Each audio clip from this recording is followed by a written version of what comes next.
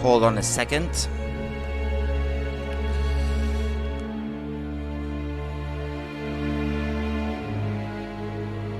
Okay, that should be good enough, I think. Alright, welcome back, people. This is Professor Layton and the Azran Legacy for the Nintendo 3DS. And this is gonna be part 1 of this blind playthrough of the game. Hope you guys enjoy.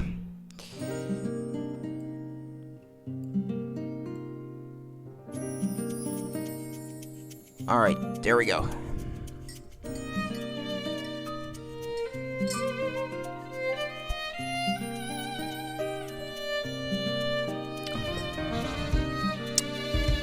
Okay.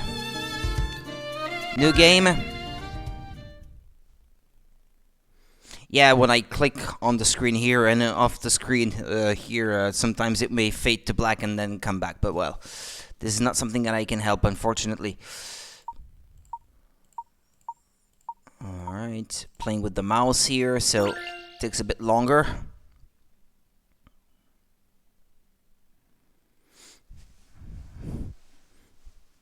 This is a work of fiction.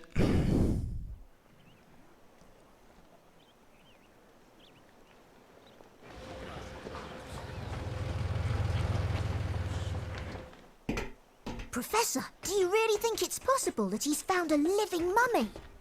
Well, I've heard that Professor Sycamore is the authority on the excavation of ancient ruins. He wouldn't just make it up, would he? Certainly not. It is most curious, but we'll just have to see. What do you think he means, though? I hope it's not cursed. Don't worry, Luke. I'll protect you. Wow, this is amazing! I feel like I'm on some kind of cruise ship. No horsing around. It's easy to get carried away in such luxurious surroundings. Welcome aboard the airship Bostonius. Hello, my name is Raymond. Please allow me to extend my greetings on behalf of Professor Sycamore. Hello, Raymond. Thank you for your warm welcome, Raymond. I am Herschel Layton. Thank you for having us. Now, since everyone is here, we can begin making preparations for takeoff.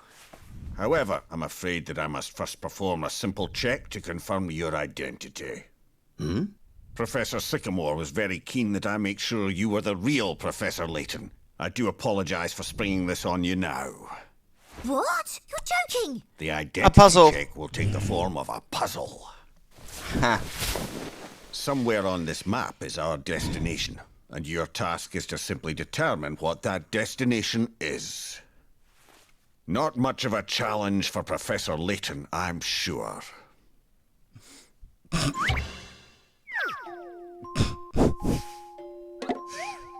So cliche. Airship destination. Okay. This world map only indicates the locations of 2 things: cities and refueling stations. The Bostonius will stop off at each one of these en route to its true destination. But where could this destination be? Move the airship to indicate the route that it should take. You can only move the airship to adjacent squares, and if it runs out of fuel, you won't be able to move it at all. Okay. Plot a route that goes through every city. Ah, shoot, excuse me.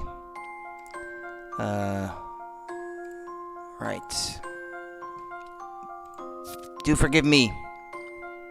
I just shut off Facebook because otherwise the sound would come through the game. Okay, well, I think it should be easy enough. Get the airship to its destination.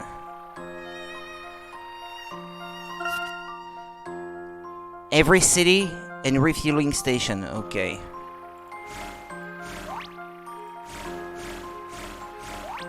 No, that's not possible. Hold on.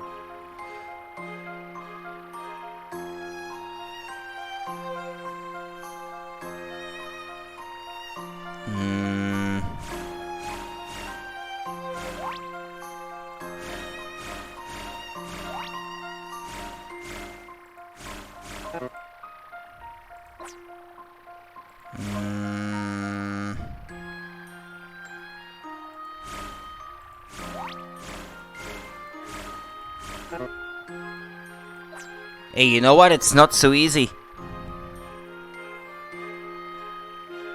Hold on, it should be not too complicated actually when you consider okay, you need to land on a refueling station on the 4th one each time.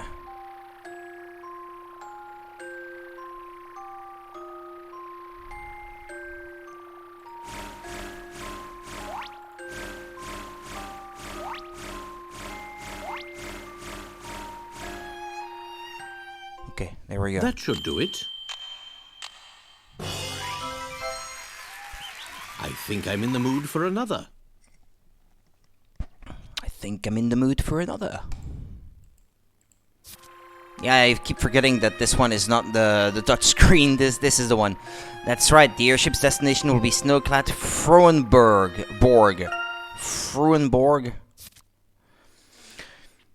Picarets are points that indicate a puzzle's difficulty. The more picarets a puzzle is worth, the tougher it is. When you submit an incorrect answer for a puzzle, the number of picarets you can earn from that puzzle decreases, so think carefully before answering. Yeah.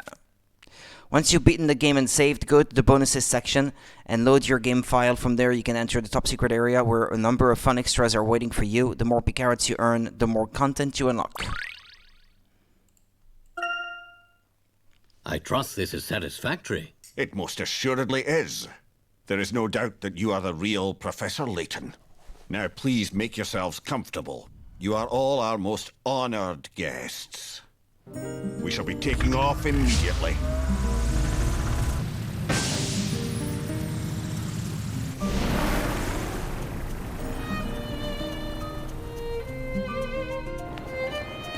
We're flying! Look, Professor! We're flying! Wow! Professor Layton and the Azran Legacy.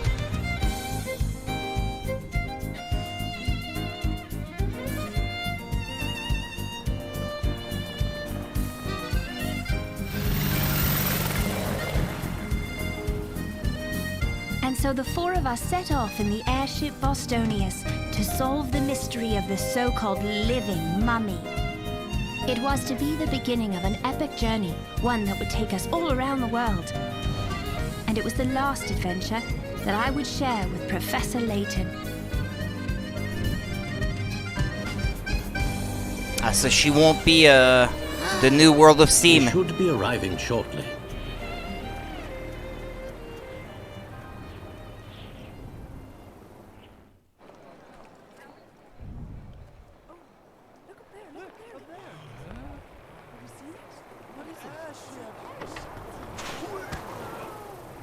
I've never seen so much snow.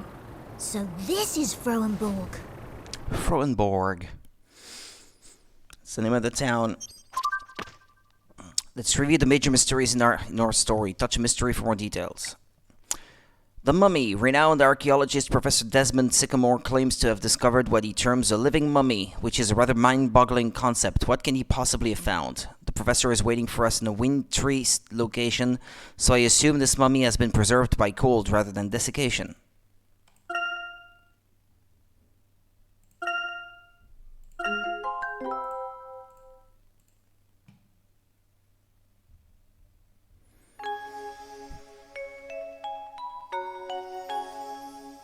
Frozen in time.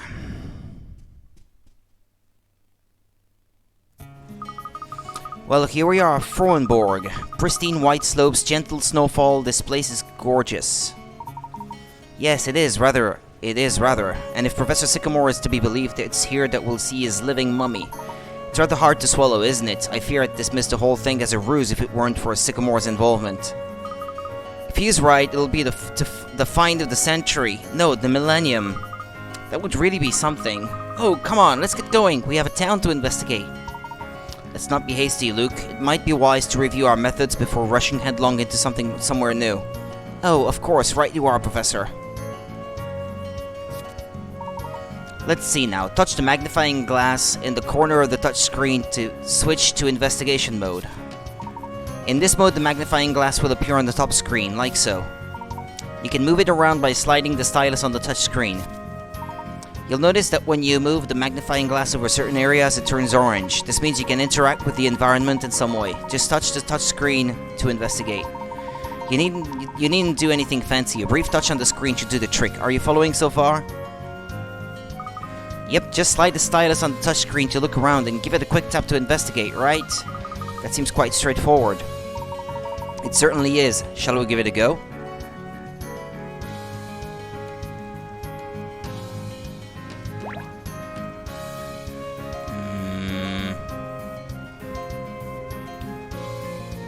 Coins? This must be the dashboard. There are buttons and switches everywhere. The pilot's got an amazing view of the outside from here. Nice comfy seat too. Yes indeed, piloting this airship around the world must be quite exhilarating. Oh, do you think Professor Sycamore would let me take the control sometime? Excuse me, Professor, are you ready to disembark?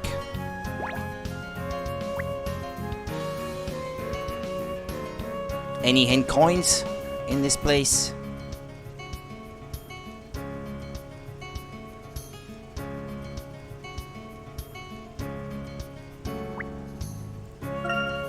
Wow, the cushions on the sofa are so springy. Tut-tut, a gentleman should never bounce on a sofa, Luke. Remember, a sofa is not for bouncing, but for enjoying a spot of tea.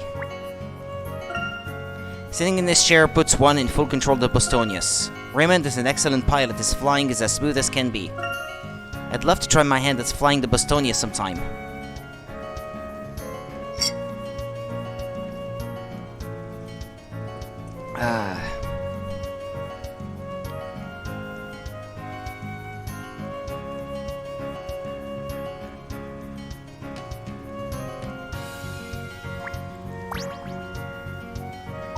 Don't seem to be any hint coins in here. Professor Sycamore is waiting on the other side of Froenborg. Be sure to wrap up warm before you go out. Thank you, Raymond. Right then, our first step is to locate Professor Sycamore. Hooray! The investigation begins. Let's go, Professor. Oh, Luke, enthusiasm is all very well, but shouldn't we work out how we're going to get about first? These tutorials.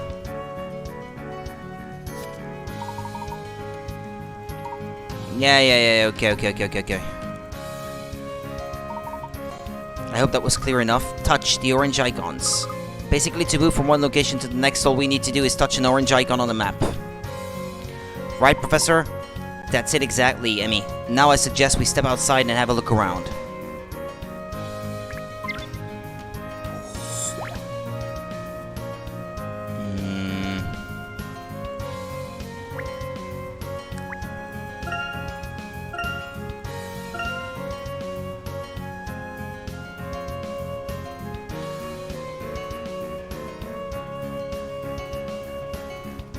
No hint coins.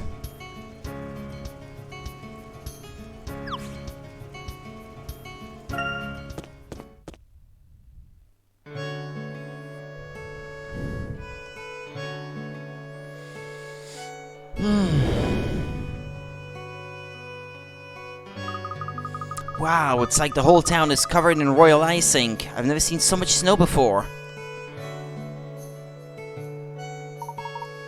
It snows all year round in Froenborg, Luke. These mountains are not called the Silver Peaks for nothing. Hold on a minute while I try something else. Okay. All year round, you could ski every day. In fact, maybe I should see about hiring a set of skis. What about the investigation, Emmy? I thought you said no horsing around. Ho, I wouldn't mind whizzing down one or two of these slopes myself. But yes, Sycamore is our priority for now. Yeah, it's all through the touchscreen, huh?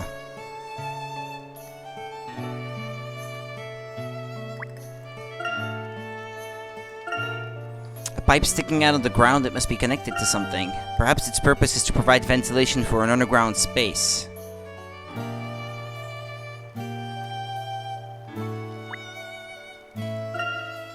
Ah, that's really nice and warm. Do you mind if I just stay here?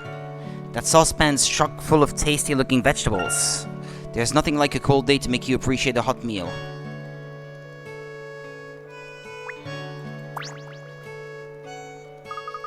Wow, are the walls of that house really made of ice? It must be freezing in there. Actually, I've read that igloos are quite warm on the inside because of the insulation. Still, I wonder who lives here.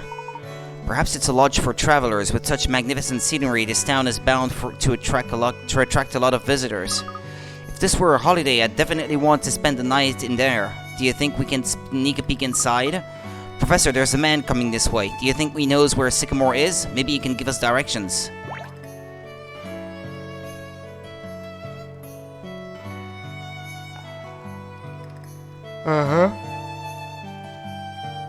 Are there no hint coins in this place?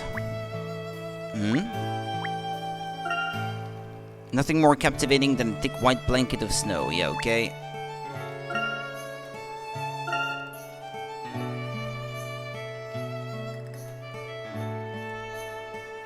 I'm surprised I haven't found any yet.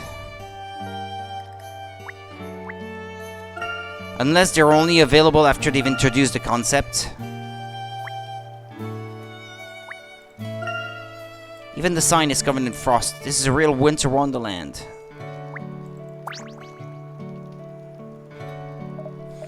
Brrr.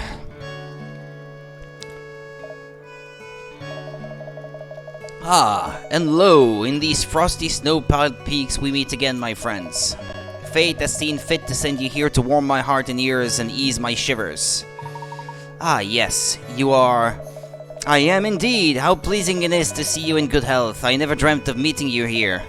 No, my dreams were of shining silvers and ivory whites, but I must confess, the cold, it is too much. It has triumphed over me. Whoa, my friend, it seems I am unsuitably attired. Oh dear, that is unfortunate. Perhaps you had better try to keep warm indoors. Your wise words prove that you are not just a pretty hat, and I shall heed them gladly, but first I have a mission for you. A mission? Somewhere around here I have placed a wooden box. I would like you to try to find it. Go on, slide your stylus around.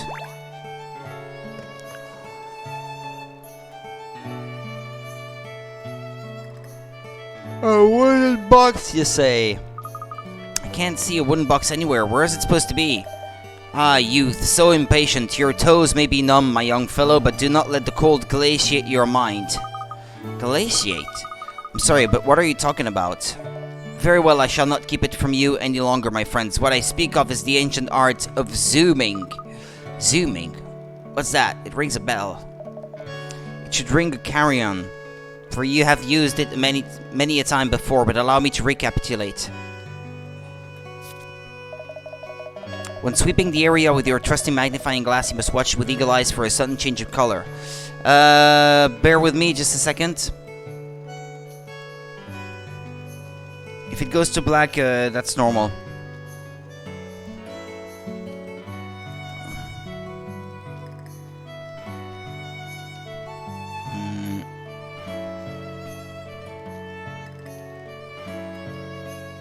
I see. I thought it was a bot.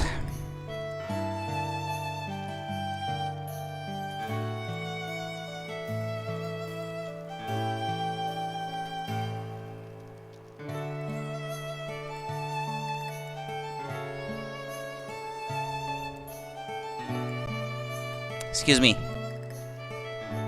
Okay, we're back. No, wait. Actually, we're not. There. Sorry.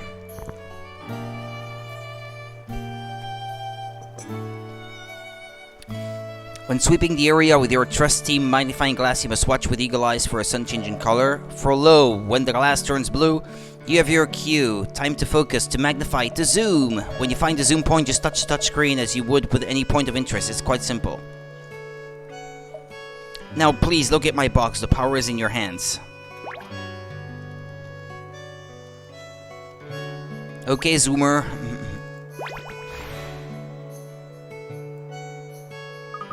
Oh, so it wasn't here all along.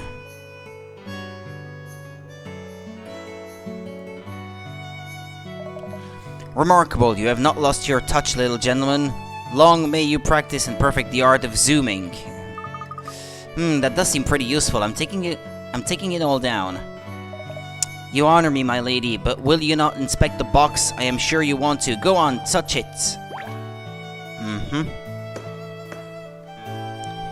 Hold on, because right now I'm the one feeling cold just seeing this guy shiver like this.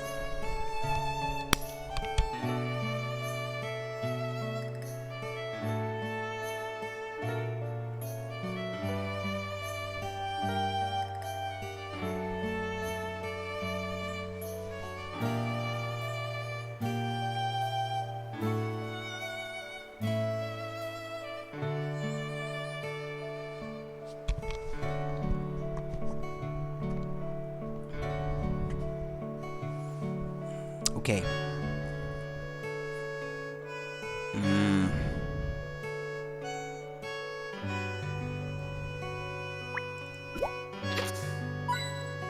Ah.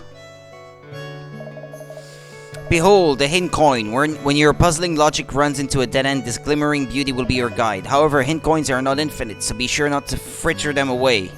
You must save them for when you are well and truly lost. These coins are hidden all around the world. Peel your eyes and seek, scour, scrutinize, and when you have a chance, zoom. Brrr, and with that, my friends, I have played my part in this tale. There is nothing left for me to teach you. But one thing. When you no longer want to see the world in glorious detail, touch zoom out to return to normal. Now, lest I crystallize into a bouffant stalagmite. I don't know. Maybe that's how you pronounce that. I bid you adieu. Our old friend Aldous is quite a traveler. He did look exceedingly cold, though. Let's hope he manages to find suitable clothing. I'd hate for him to catch cold after being so helpful. He's taught us loads of useful stuff. He has indeed, though we didn't quite get the directions we were hoping for.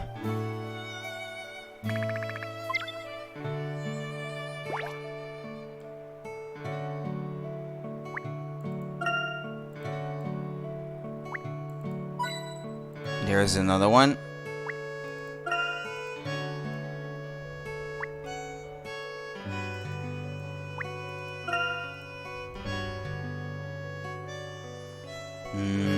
The lamp. This.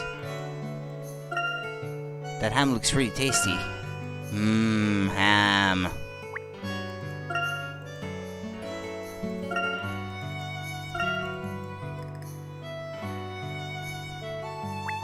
Here. Yeah. Figures.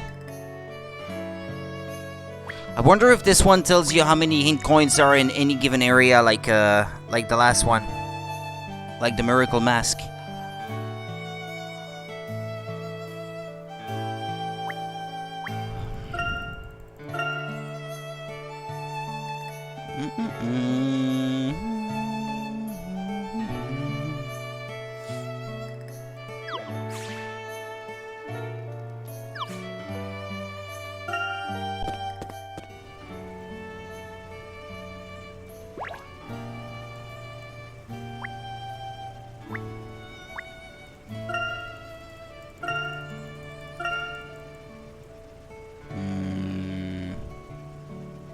I'm looking to see if there are any hint coins, but I guess not.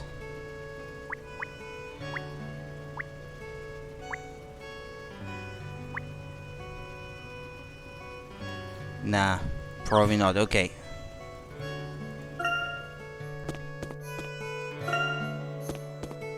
Ah, but wait.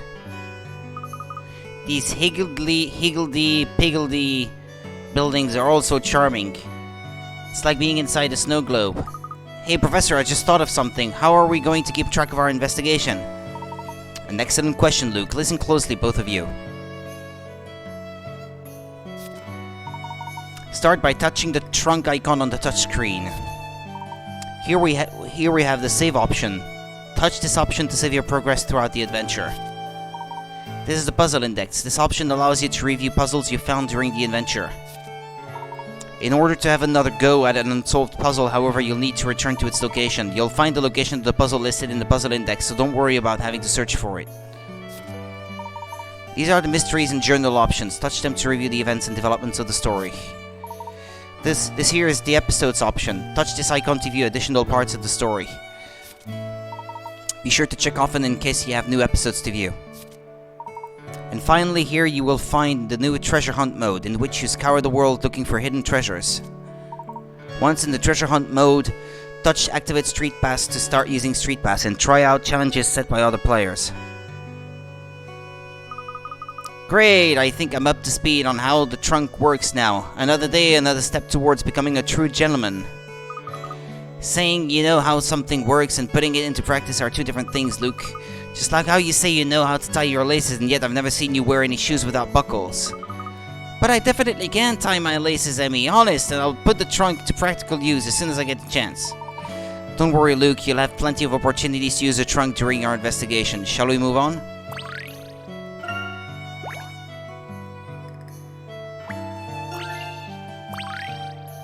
Puzzle time? Maybe if I use the sledgehammer. No, don't be ridiculous, Prima. That wouldn't end well at all. Is something the matter, miss? Oh, you startled me. I'm sorry, sir, but who are you? My apologies. My name is Herschel Layton. I am an archaeology professor from London. And I'm Luke Triton, the professor's apprentice. Oh, I see. I'm really sorry. It's just that I've not seen you before, so I thought... Well, anyway, I'm Prima. And you're a professor. That must mean you're pretty brainy, right? I'm supposed to be meeting a friend of mine in a few minutes, but I want to work out how to open the present you got me first.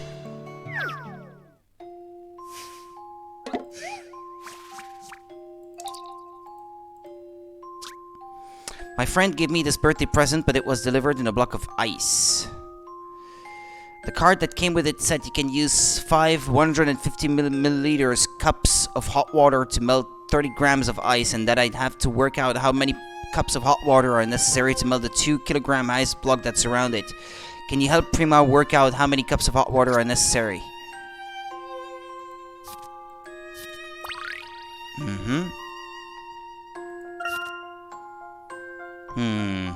Yeah, that's not what I meant.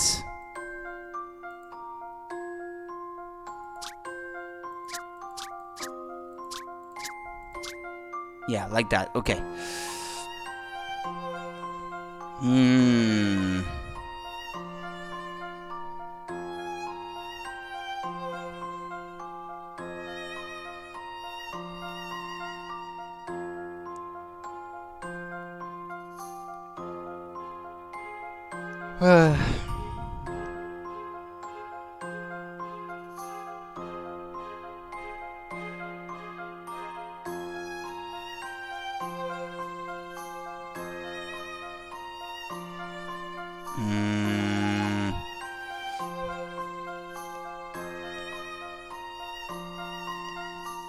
Is there a trick to the question, or is it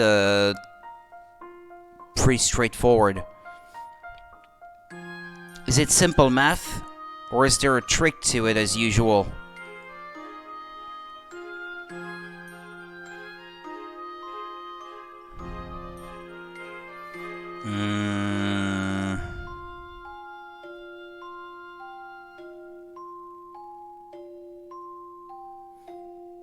Well, if it was 3 kilograms, you'd need 100.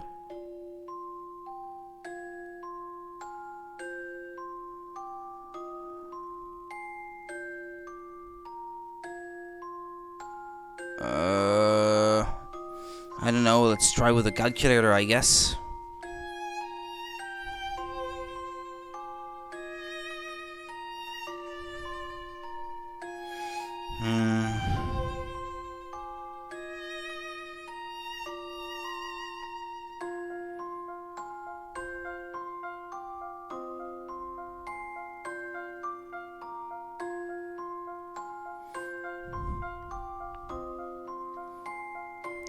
Excuse me.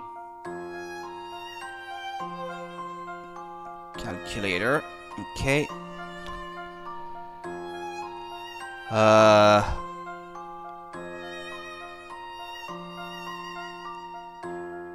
Divided by 30 grams.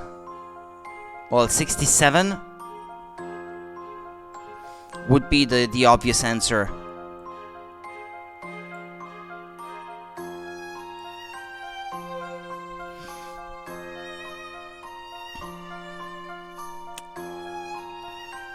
Right.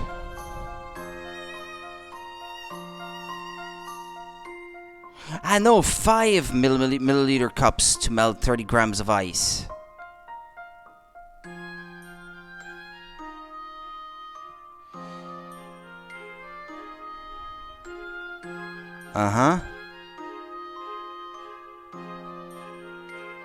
Okay, let's see. 2,000 grams divided by 30 times 5. That's 333, comma 333333333. Your point. Yeah, sorry. 333.333333333, etc., etc. Yeah, but you can't input 5 digits.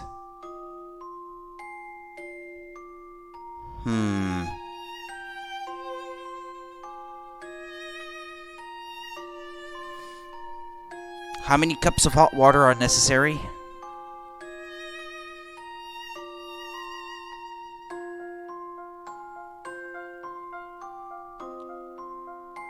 But isn't it 0? You can just put it by the fire. No? I mean, she didn't say I had to use the cups, did she?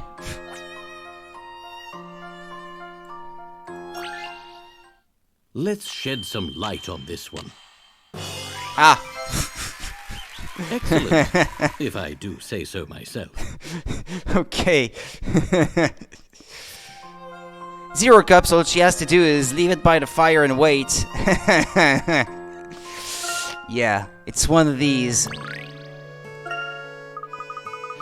So while I've been out here fretting, my presence probably defrosted all by itself, and you worked that out in no time too. You're a proper professor and his proper apprentice. Hey, are you friends with that other archaeology guy then? The one with the retro hairstyle? Ah, you mean Professor Sycamore? Yes, Prima, we've come here to meet him. Could you tell us his whereabouts? I'm sorry, I have no idea. I see. Well, never mind. I'm sure we'll find him soon enough. I can tell you this, though. Ever since that professor got here, suspicious-looking men have been lurking around town. They sort of looked like soldiers, but if you ask me, the military wouldn't wear uniforms so horribly passé. Oh, I'm going to be late. I better not keep Donna waiting. Excuse me, Professor, I have to run. Bye now. We didn't get much to go on there, did we, Professor? Not as such. We'll just have to ask around some more.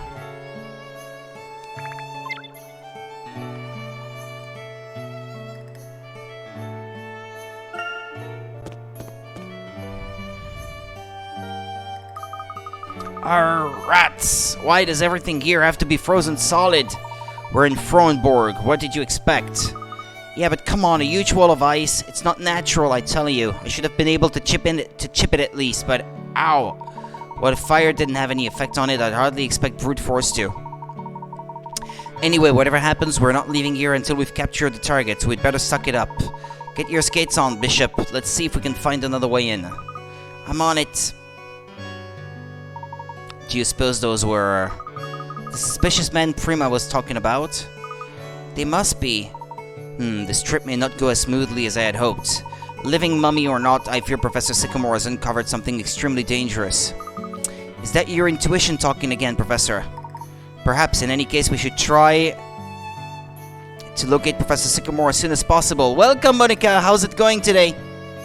How are you? How was your day? Me, tired again, but at least I slept a bit more than I did yesterday. I got up at like 2 p.m. or something like that. After I came home at 7 in the morning. A little after 7 in the morning, in fact. Let's review the major mysteries in our story. Touch mystery for more details. A number of uniformed men. I was about to read uninformed. With an air of malice about them are prowling around Frohenborg. They appear to be searching for something, but what could it be? I wonder what these men are doing here in Frohenborg. The local residents have no idea who they are.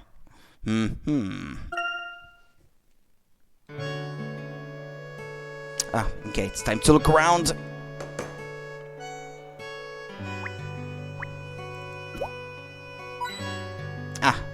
Professor, Hincoin! The people of Frohenborg do seem to send a lot of post. The post box is cramped full. What if people left more letters to send? Perhaps they should invest in a bigger one. It doesn't look like there's a coach due for a while. Who on earth would take their hat off when it's this cold? You'd need a special kind of vehicle for these narrow, slippery streets.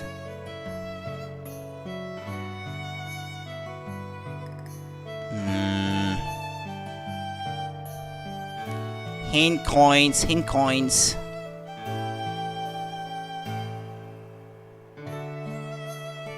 Here? No. There's one. There's a buzzing in the chimney, Professor! Look at that chimney, Professor. It looks like it's shining. That's right, the falling snowflakes are catching the sun. Now why don't you take a closer look?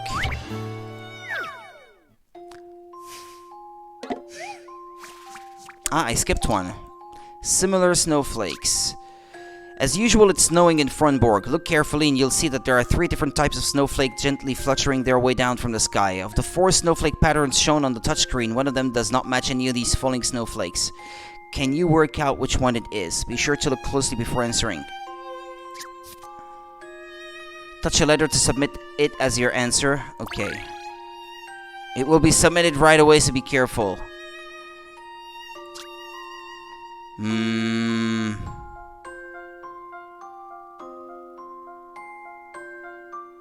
Okay, it's the one that doesn't match that I have to find. Okay. The one that doesn't match.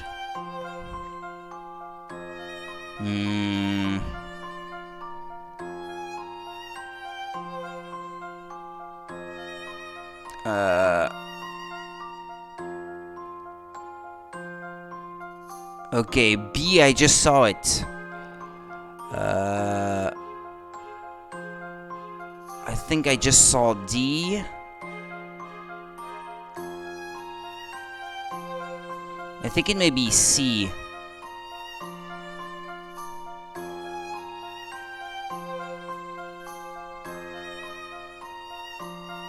I don't see C. This is how it's done. Good stuff. That was a puzzle in the a series of puzzles in, I think, the previous one. This one. Frosty. It turns out C is a special kind of snowflake that only falls late at night, as you can see here, if you say so. We sometimes get snow in London too, but I've never seen snowflakes like these before. Sorry I'm making the table while watching, but I've been good slept in today. It helped since I was so dead yesterday. Okay. Okay, no problem. Well, it's good that you're feeling good, that you were able to sleep a lot. Good, good. They certainly are rather special. Let's hope we have an opportunity to study them more closely sometime.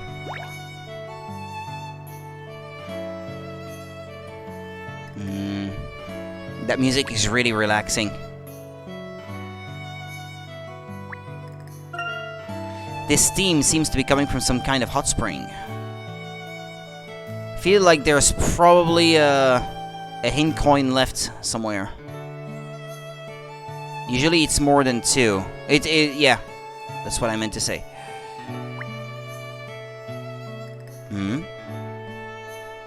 What was that? I got a reaction.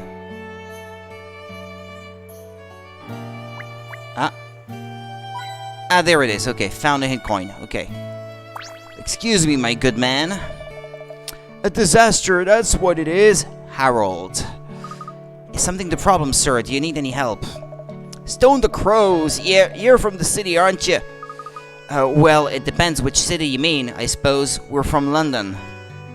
I knew you was city folks. What are you up to here then? Not looking to modernize us, I hopes. Still, I suppose I can't turn you away. What kind of host would that make me? So I'd be Harold, and welcome. Thank you, Harold. I'm Herschel Layton, Professor of Archaeology at Dresden-Heller University in London. Layton, you say? Say you're him. Your hat is taller than I expected. I'm sorry? Wow, Professor, your archaeological breakthroughs are famous all over the world. What? No! What does I care for archaeology? I've never been on a boat in my life. Okay. Matter of fact, it was another city Professor mentioned you. Singapore, his name was. You mean Professor Sycamore, right? Harold, would you happen to know where Professor Sycamore is at this very moment? It seems like every Layton game starts out with trying to find the professor who invited us to come visit him or something. It's a rehashed cliche, I guess. Well, truth be told, ever since he sets off to explore that cave north of here, I've seen neither hair nor hide of him. That doesn't sound too good. It's a long way from good. I've barely touched my food. I've been so worried. That and those ruffians who shows up only a few hours after he went in. Come on, Professor. We have to go and get him out of there. Yes, I think you are right, Emmy. We should probably hurry. Thank you for your help, Harold.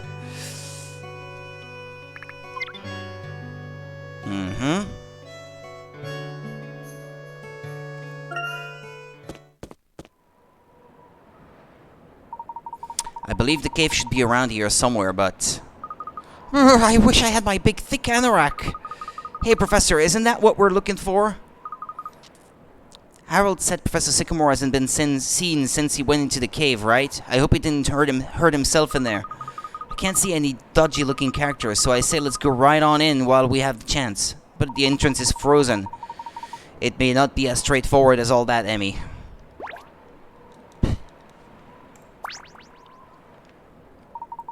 This must be the entrance to the cave, but it's completely blocked by a wall of ice. I can't see any cracks or weak spots. But all we need to do is break through the ice, right? Sounds like a job for you, Emmy. Absolutely, Professor. Luke, if you'll just stand back for a moment. Yeah, I was gonna say, give it a good kick. That's her specialty. What? I put all my weight into that, and there's not even a hint of a crack. Hang on a minute. If Emmy can't mash her way through it, what kind of ice is this? Well, it seems we'll simply have to find another way in. I bet you this is what those thugs were talking about. Let's make sure we haven't missed anything here. Then head back into town and inquire about another route into the cave. Hello, Luffy. How's it going?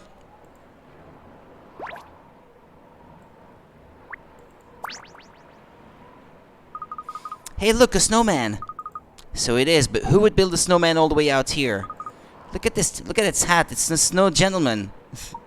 It is rather elegant, isn't it? Ah, but look, it seems to be missing one of its gloves. Aren't you cold, Mr. Snowman? Maybe the other glove got blown away by the wind or something. Doing good but kinda tired? I think we're all at that point. Coincidentally. We might ponder its fate all day, but our time would be better spent finding a way into the cave. Let's return to town for now. No hink coins around here.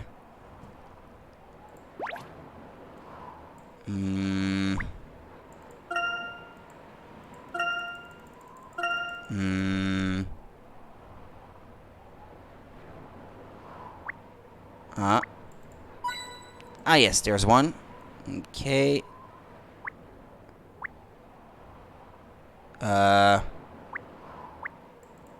Here.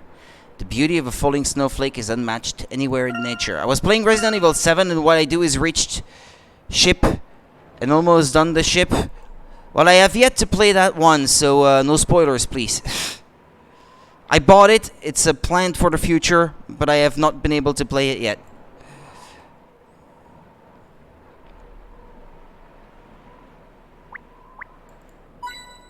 Okay, there's another one. Yeah, no, it's okay. Well, that was not a spoiler per se. I'm just saying. Just in case. Yeah, of course you wouldn't know. I wouldn't expect you to know.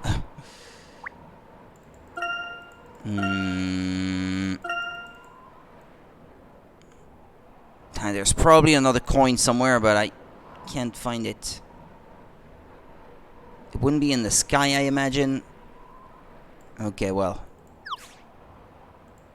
I guess I can always get them later.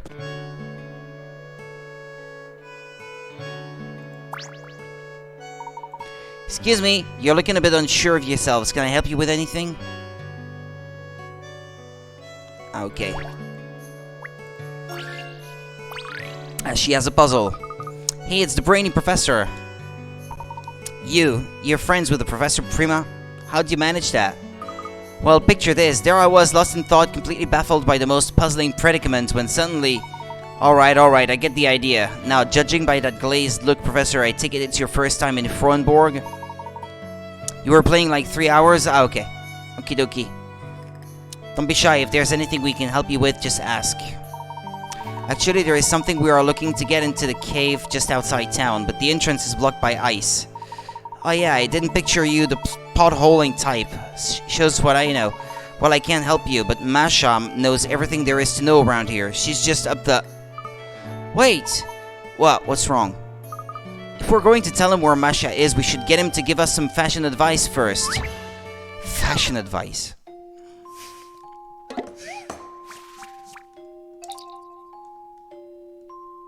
Huh? Can I complete the game after this? What do you mean, complete the game after this? What, after this one? I'm not sure yet what I will be streaming next. I just finished Resident Evil 2 Remake the other day. So, I'd like to keep things a bit varied and not go right back into a Resident Evil game right after this one. But it won't be super long until I play it, though.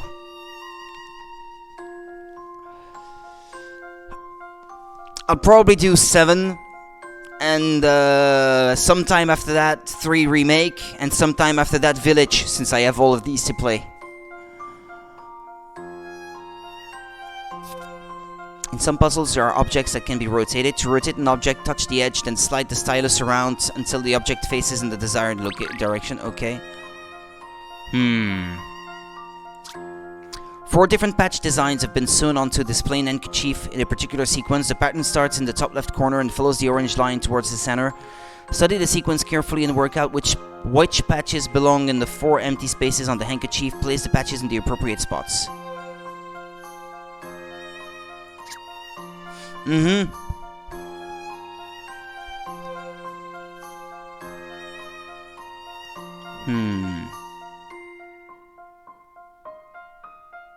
So what is it? Tree, snowflake, tree, snowflake, glove, tree, snowflake.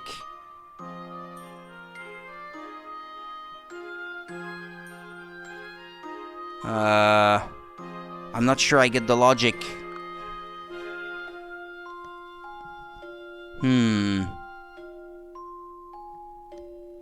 I've not tried... Is it already available, the demo? I might be interested in trying that out.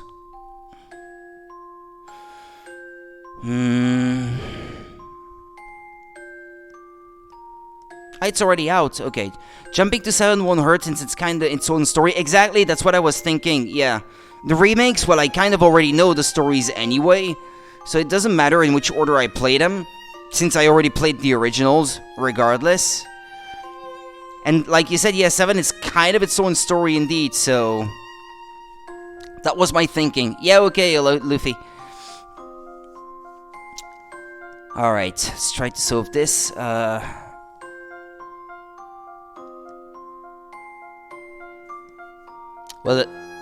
I was about to say it never seems to be the same twice, but...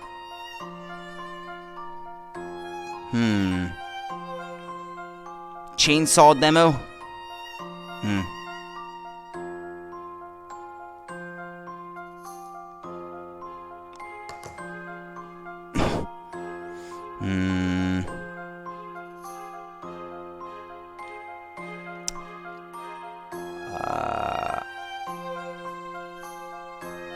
I don't get the logic. What is going on?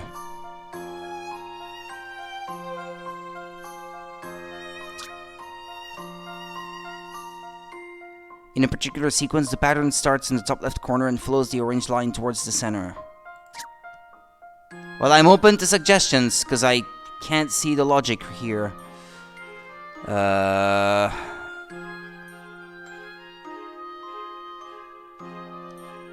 Well, it seems like they're mirrored, no? The pattern on the top line is kind of the same the other way around. Yeah, okay, hold on. So after the glove, I think it's... wait. So yeah, Christmas tree here. And then a snowflake going up.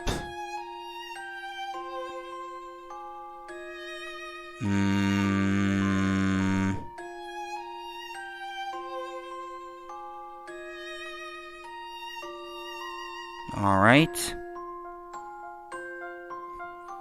It seems like there's some kind of symmetry. Didn't hear it, lol. My mom is talking to me while I'm trying to. What was that? Sorry. Yeah, 4 different patch designs have been sewn onto this plain handkerchief in a particular sequence. The pattern starts in the top left corner and follows the orange line towards the center. Studies the sequence carefully and work out which patches belong in the 4 empty spaces on the handkerchief. Place the places in the appropriate spots.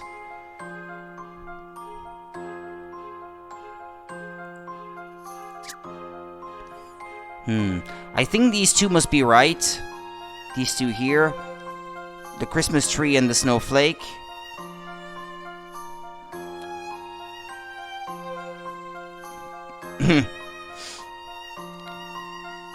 Alright. I think these two must be correct because it seems like that vertical line is the same as this one but reversed. The same can be said about this one. At least there's a repeating pattern anyway. 2 trees, a snowflake, a tree, a snowflake, a glove. Okay, yeah, so I get the pattern now. So here there has to be a glove too. No, okay, it's actually very simple. Sorry. And then the snowman, no? Yeah, I think that's it.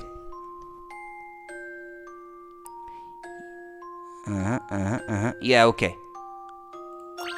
I think it's correct. That should do it. Yay! I think I'm in the mood for another. Yeah, don't mind the thing going black. I'm just gonna check something.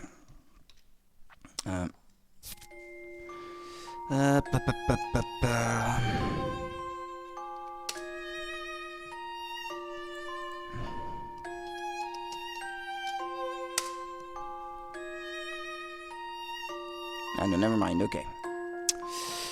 Right.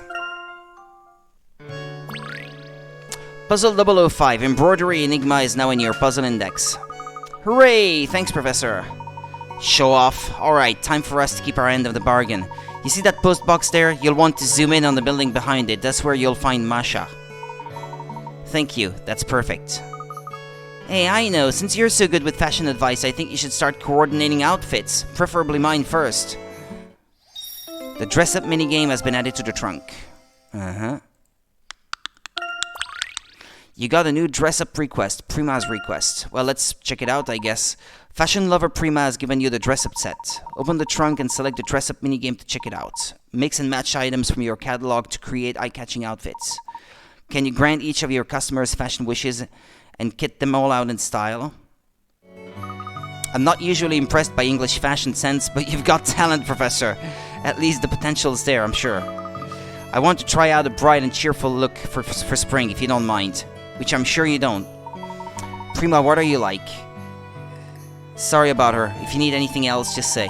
Unlike some people, I like to give help out of the kindness of my heart.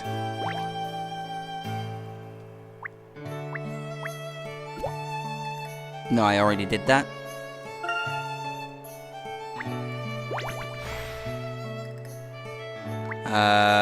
Okay.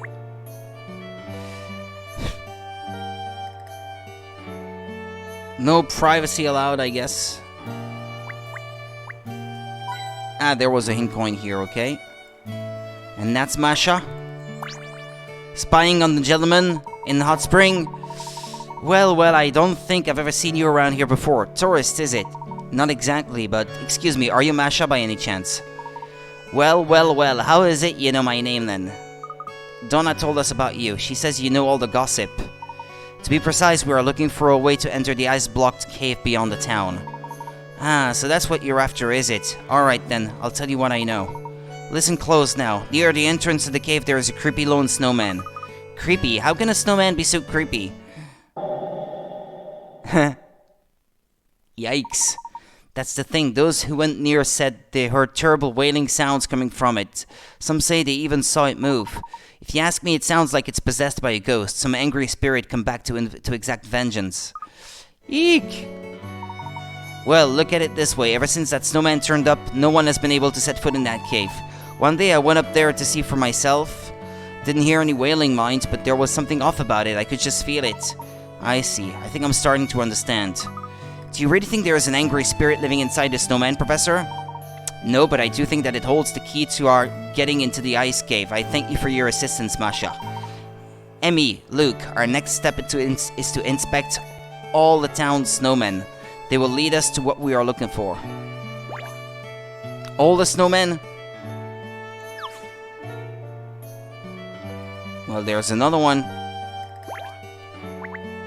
But I already looked at it. Look, a snowman! A hang coin!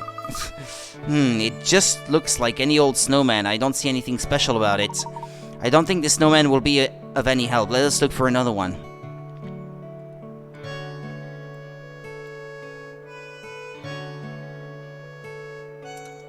I skipped a puzzle at some point, apparently. Because that was puzzle 5 back there, and...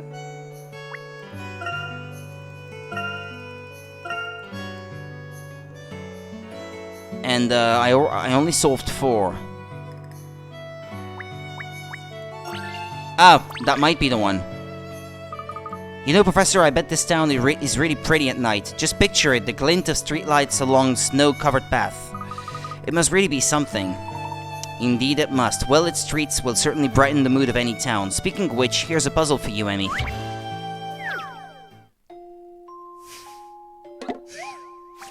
Ah, that's the one. Okay. Lighten up. It's carnival time and it's your job to hang some festive lanterns around the town. You'd think it would be simple enough, but a note from a pushy member of the carnival committee shows they have a very specific idea of how they want the jump down. Gotta go eat. We'll likely be back later. Okie dokie, Monica. Have a good one. Hope you have something delicious.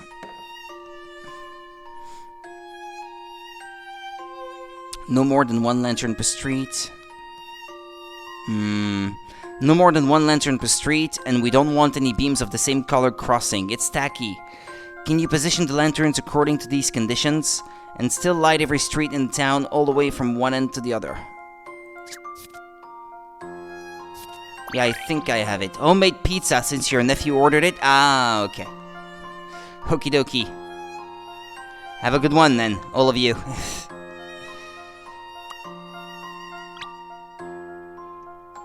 Yeah, bye for now. See you later.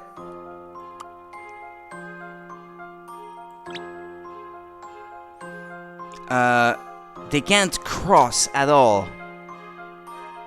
Ah, okay. Uh-huh.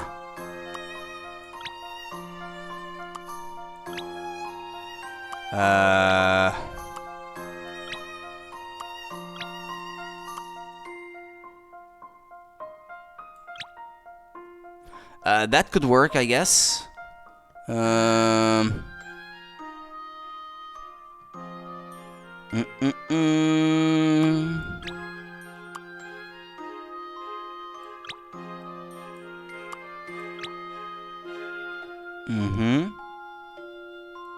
It's kind of complicated.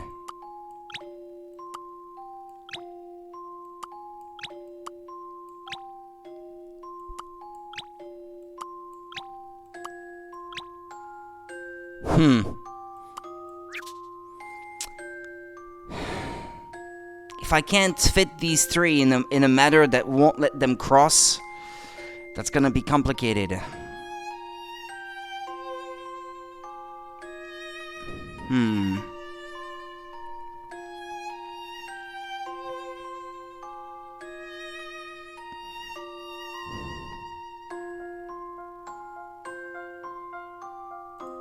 I'm gonna remove them all.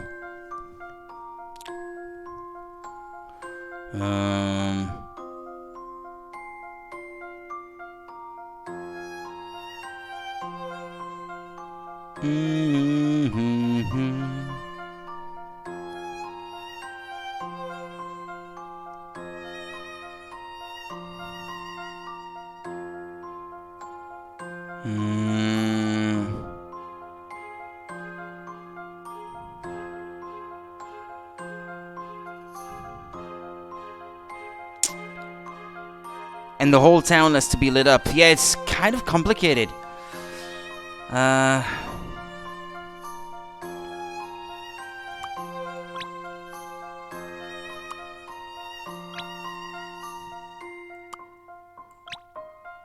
No. No.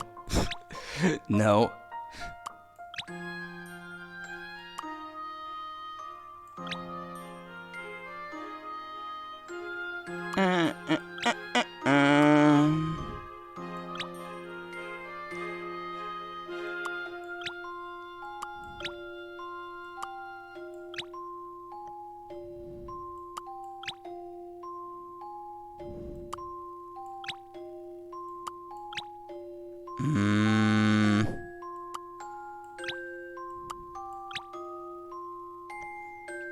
It's a shame, it's just that one thing.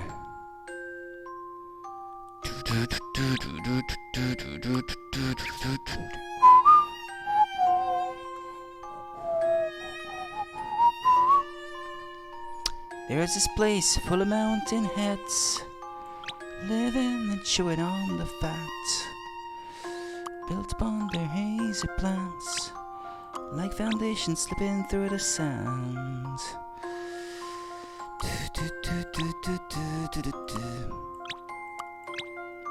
Ah! I found it! Okay. Well, that's progress. Alright. Now how do we proceed? No, not like that. Silly. Well, that's it, isn't it? The whole town is lit. I think that's I've it. got a good feeling about this one. Alrighty. Stick a fork in it. That puzzle's done. What did she say? Stick a what? Delightful. What a beautiful sight. The carnival is sure to be a great success now. Ah, lovely. You would make an excellent town events planner, Emmy. Ah, maybe, but I think I'm happy enough being your assistant right for now.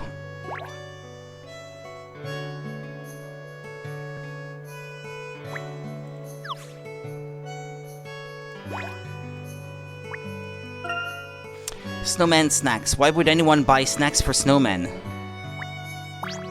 Well, I guess I need to check this one too. Here's a snowman, and hey, he's only wearing one glove. One glove? Where did we just... Ah, the snowman in front of the cave that only had one glove too. Ho ho, I'd say we'd found our key into the cave, wouldn't you? What makes you say that, Professor? All in good time, Luke. For now, let's take that glove with us. Fluffy glove acquired. What for? It looks like a pretty ordinary glove to me. I'll show you when we get back to the cave, if you don't mind. Okay, excuse me. I'd like to check out that message I just got. Oops.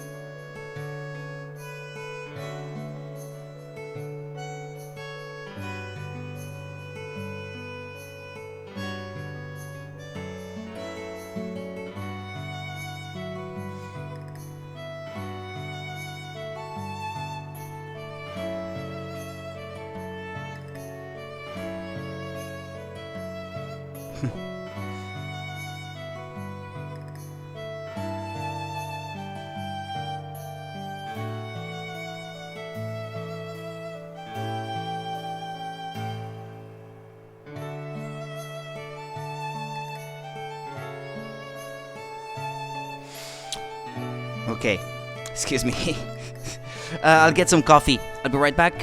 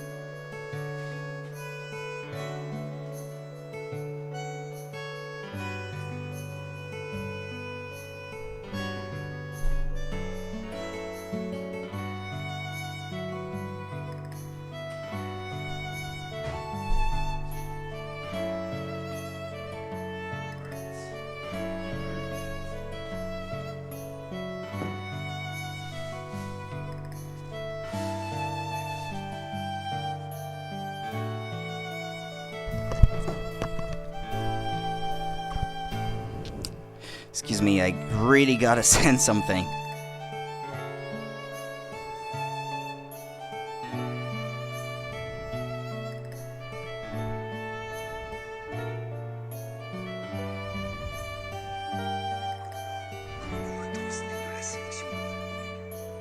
Excuse me, just a second.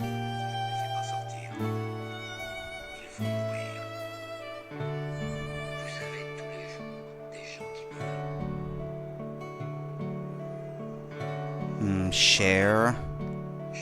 Chats. Alright.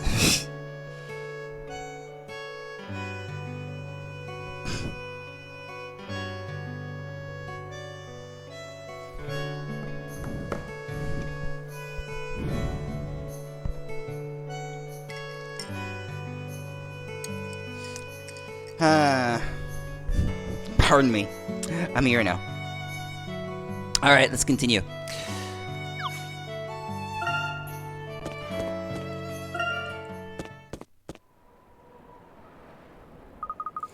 After hearing those scary rumors from Masha, I keep thinking I can see it moving. Those scary rumors give us just the information we needed. The snowman is the key to getting into the cave. Huh? What do you mean, Professor? We don't have to go any closer, do we? We most certainly do. In fact, that's precisely why we are here now. But, Professor, what if it's cursed? The boy tiptoed near when suddenly the snowman gave an awful howl and lurched towards him, its cold, empty eyes rolling. Hey, Kimmy, stop it, please. Haha, don't worry, Luke. You can go up and examine it without fear. What? Shall we give it a glove? It's just an ordinary snowman, isn't it? My eyes were just playing tricks on me before. I'm sure it can really move. It can't really move. Emmy, do you have the glove that we picked up earlier? Glove? Oh yeah, you mean this? What? I don't know what kind of thing she was trying to say here. Quite. Would you do the honors?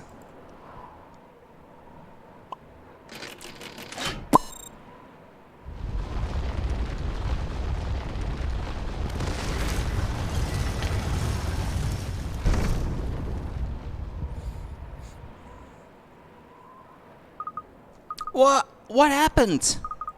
Did that huge wall of ice just... There is no such thing as ice that cannot be melted by fire. Therefore, the wall blocking the cave entrance was not made of ice. What?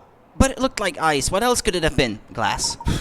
Can't say precisely, but if I were to hazard a guess, I'd say it was a panel made of incredibly durable tempered glass. And our frosty top-hatted friend here hides the control switch.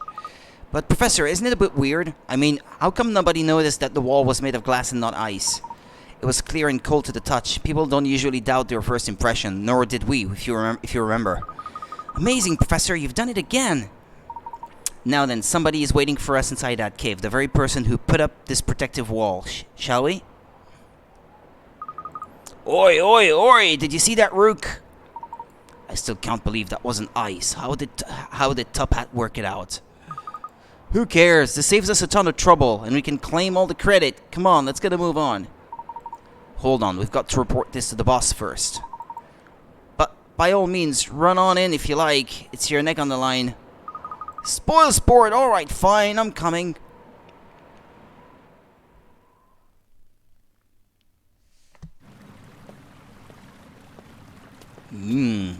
Animated cutscene.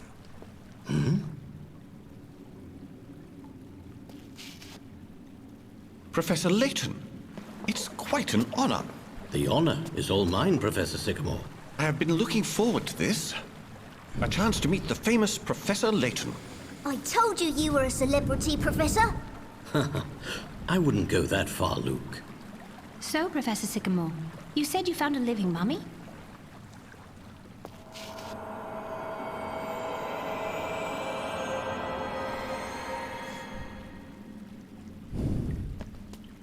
My word. That's the mummy. But she's not my mummy. I would estimate that this ice is 1,000,000 years old, possibly more. But there were no human beings 1,000,000 years ago. Poppycock. This girl must have been trapped here all that time. Were tests to confirm this, we would have concrete proof of the most ancient civilization ever known. Precisely. It would be an archaeological revolution. So, when you talked about a living mummy in your letter, this is what you meant? Yes. It seems incredible, but that girl is alive. The heat from her body creates a temperature gradient within the ice. It's not much, but it's a clear sign of life. Surely that's impossible. I cannot say what kind of scientific or biological phenomena are at work here, but she appears to be in suspended animation, some sort of cryogenic sleep. This is crazy. Is it? Let's find out. I propose we melt the ice. But how on earth are we going to melt all that?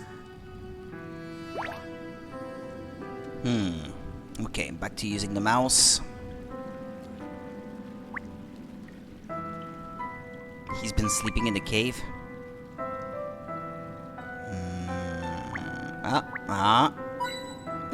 Professor Hincoin.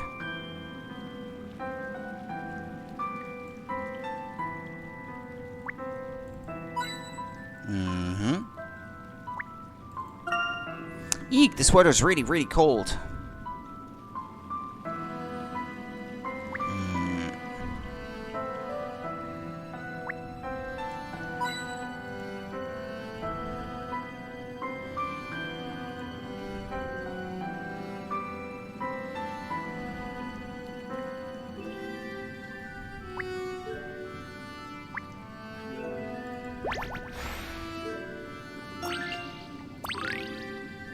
Puzzle time. Wow, she's beautiful. She looks as though she's just sleeping peacefully, but can someone really survive like that? I did not think it possible either, but all the signs are there. She has been like this for 1,000,000 years. It is quite astounding. Professor, I called you here for a reason. I'd like you to help me unravel this mystery of the girl in the ice. Certainly, I shall do my very best.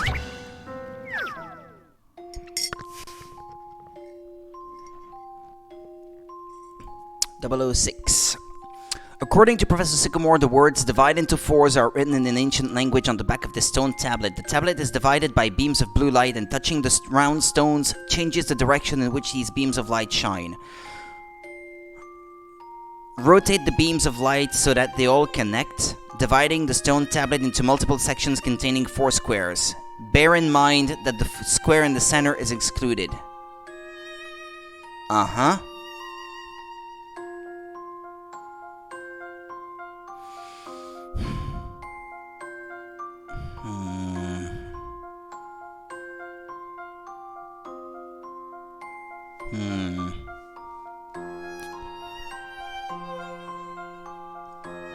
According to Professor Sycamore, the words divide into fours.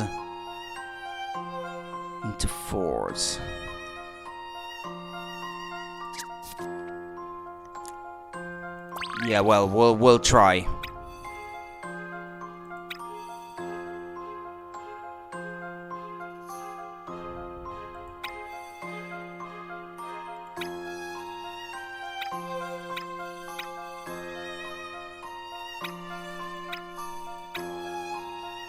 Well, I guess this spells out a 4 right there.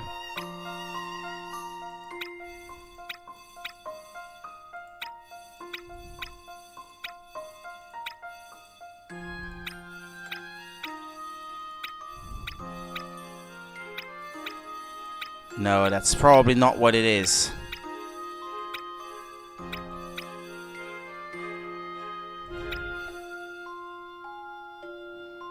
Divide into 4s. Or areas that cover 4 squares. Divided into 4 square sections. Ah, no, never mind. Yeah, no, this is what it means, I think.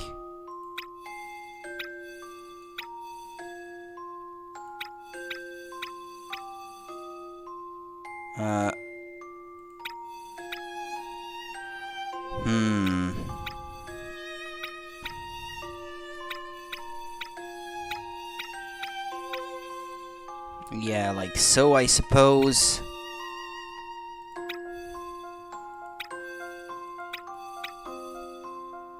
The square section in the middle is excluded, they said. Okay, hold on. Right.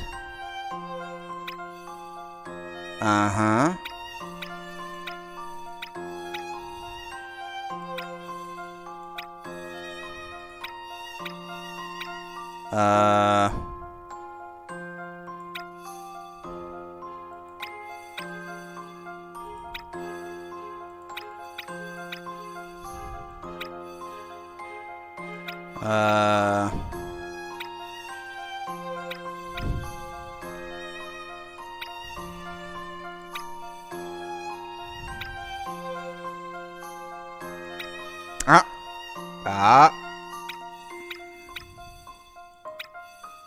Hold on.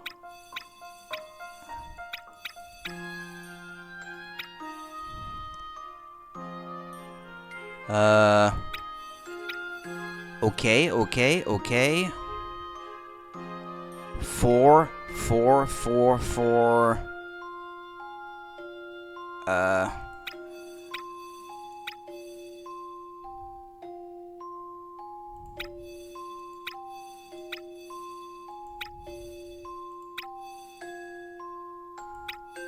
Like this? How does that look? 4, 4, 4, 4, 4, 4, 4, 4, 4, 4, 4, 4. Yeah, I think that's it. Here's my answer. Critical thinking is the key to success. Nicely divided. The ice is started to rumble. What's going on?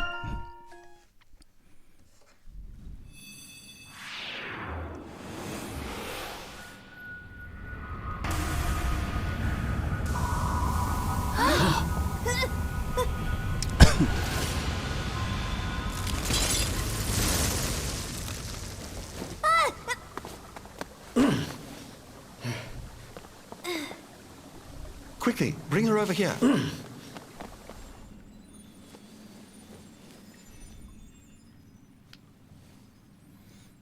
This is strange. She's warm to the touch, but I can't feel a pulse.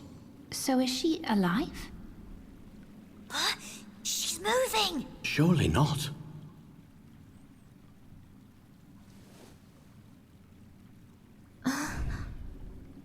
This is remarkable. Trapped in ice all this time, and yet here she is before us. We'd better take her somewhere warm.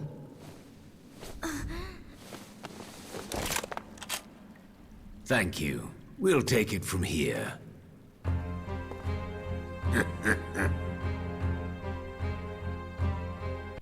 What's going on? He's here for the girl. How? Who told you where to find us? Hand her over, or suffer the consequences.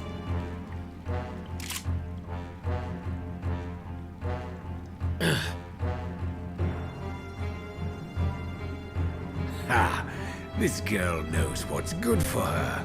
So long. Okay. We must go after them. There's no telling what they might do. There's no telling what they might do. Puzzle 6 Frozen in Time is now in your puzzle index. Professor, look at that monster ship.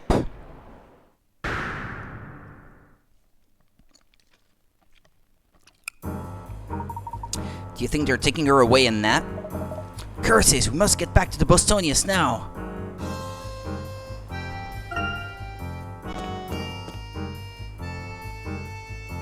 Well, can't I just skip over to that one? Hey, wait for me!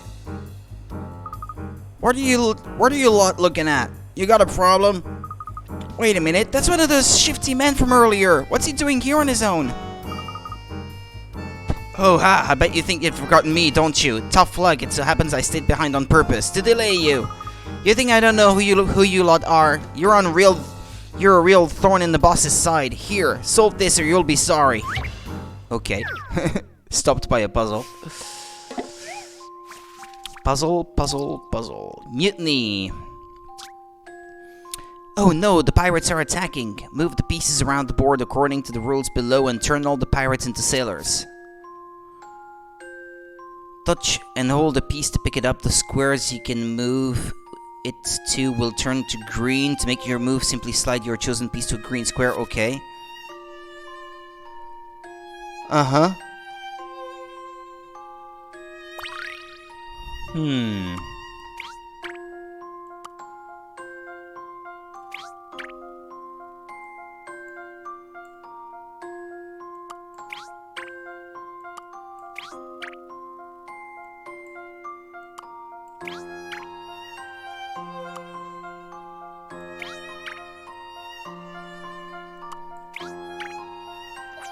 Okay, there's probably a much easier way to do this.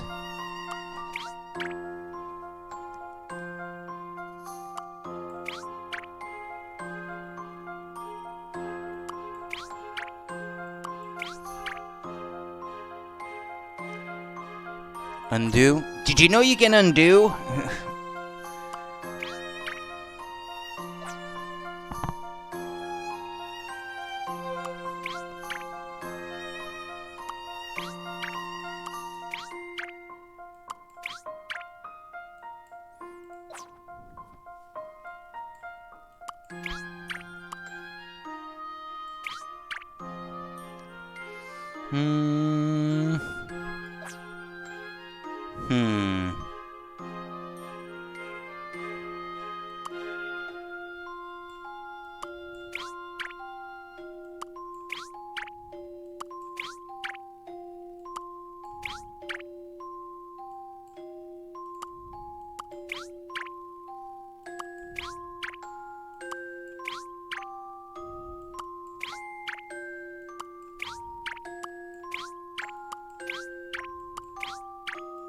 I have no idea what I'm doing.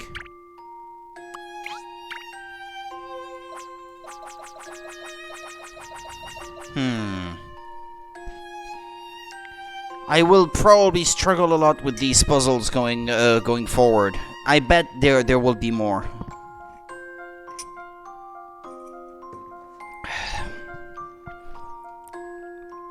There aren't too many moves that I can start with. Like, let's be clear already. I can either move the one on the far left to the middle, or the one on the far right to the middle. But you have to move something to the middle. That's the one thing that you can do to start the puzzle.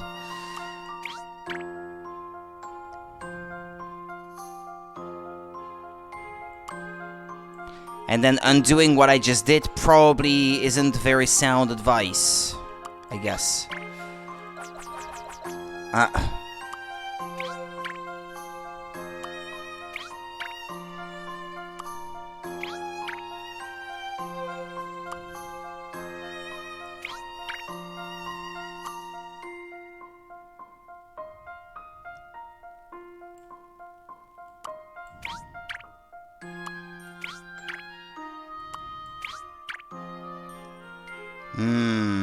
If this one was already a sailor, I would have my solution, but...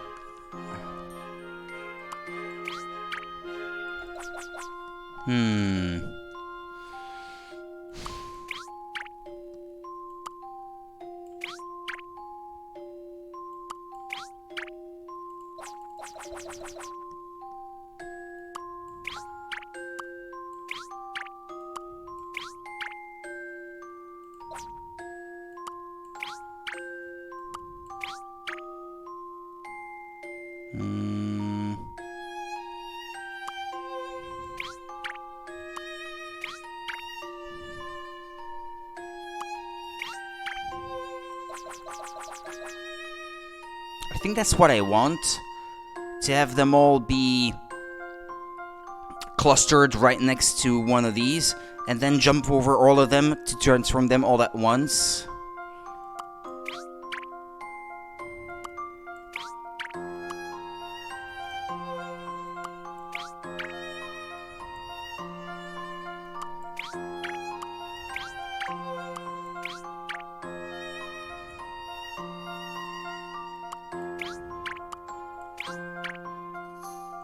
Which is to say, not do that.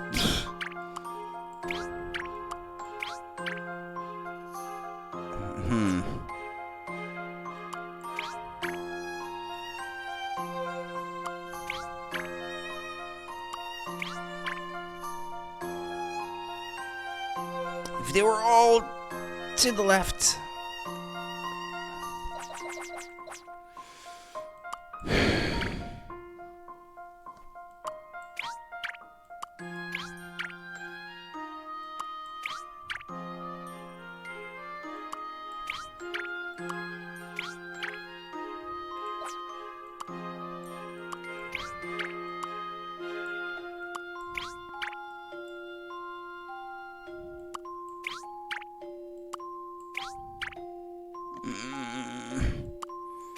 It's not really what I want.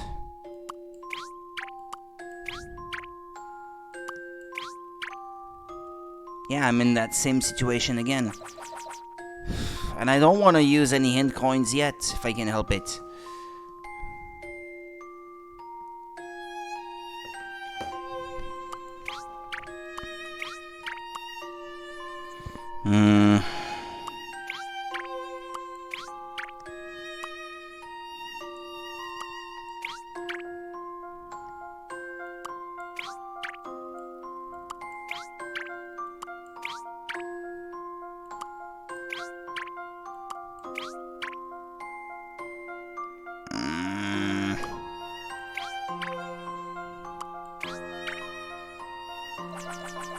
Jeez. Okay, I'll use a hint coin, I guess. The first move is crucial. Start by moving the pirate on the far right on the board, okay? Uh-huh. Right. And then it's either moving this one back here or this one back here as a second move. Because if you do that, you're basically undoing what you just did before, so...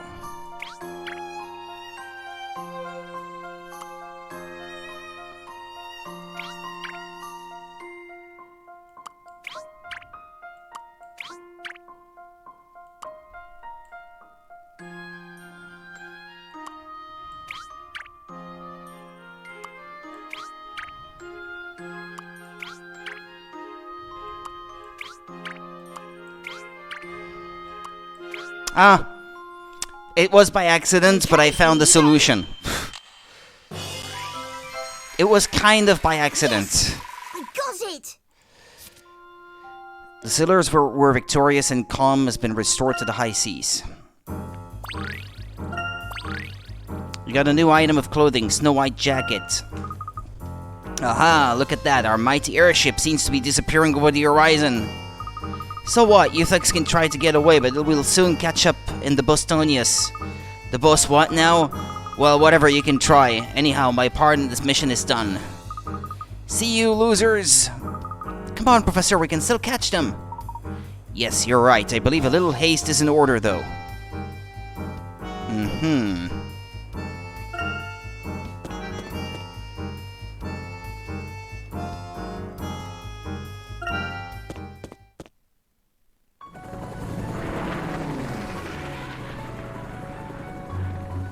They won't get away.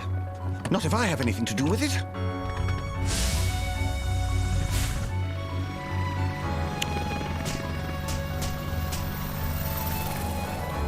It's no good.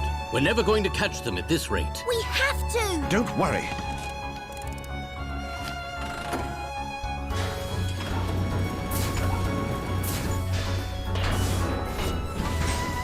I've been waiting for this.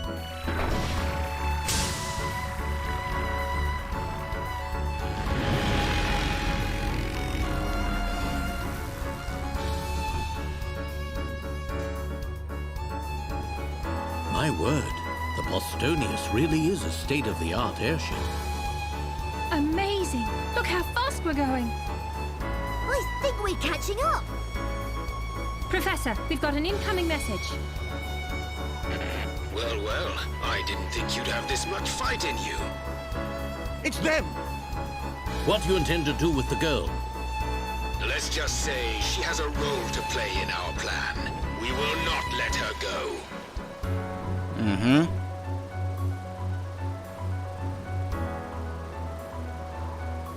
What on earth are those? Uh-oh, they're coming our way!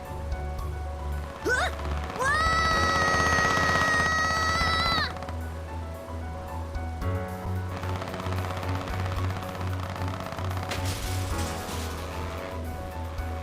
Unmanned drones?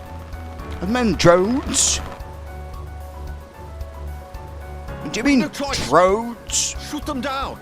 Shoot them down. The Bostonius is under attack. Groups of drones are closing in fast.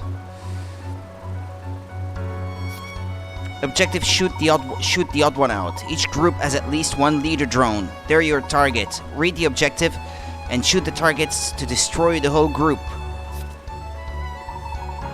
Slide the stylus across your touchscreen to aim the crosshairs. When you've got your target in your sights, touch the screen to fire. It's just like moving the magnifying glass in investigation mode. Oh yeah, well I hope it's not too complicated because it's not a stylus I have in hand, it's a mouse. Don't take too long and don't shoot the wrong drones. If you do, the whole group will open fire. Here they come, Professor! We're ready for them. Fear not.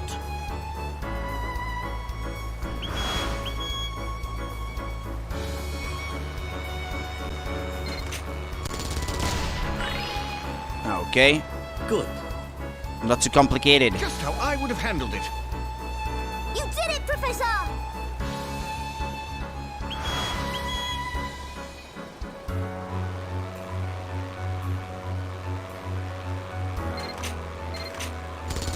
It has no I like features. You did it, Professor! It's not always gonna be the obvious thing like the color changing or something. All the blue drones. Ah, okay.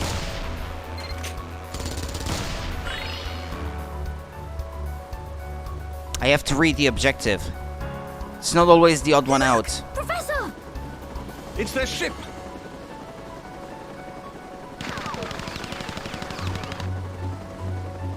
Looks like we're going to catch them. I think you may have spoken too soon.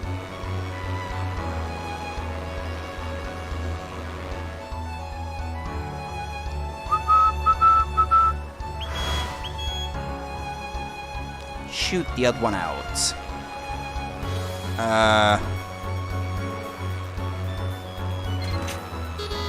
I don't know. I can't see. What is it? I couldn't tell the difference. Shoot this drone. The one with no eyes. Yeah, okay. There's more where that came from. Ha! Impressive work. We're taking a shortcut. Don't tell me we're going through there.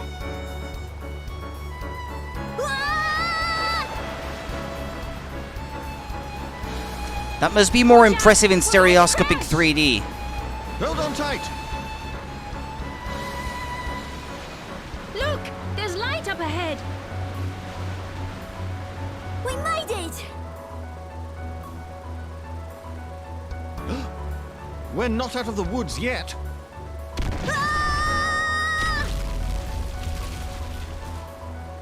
Uh-oh. Oh, we're still flying? Okay. I thought we were Phew, crashing. We're still in one piece. I'm surprised you made it this far. You're not exactly making it They easy. designed quite the large Let's map. see how you handle this. But I guess Watch it's yourself, the same Professor. mountain repeating. I'm ready for them.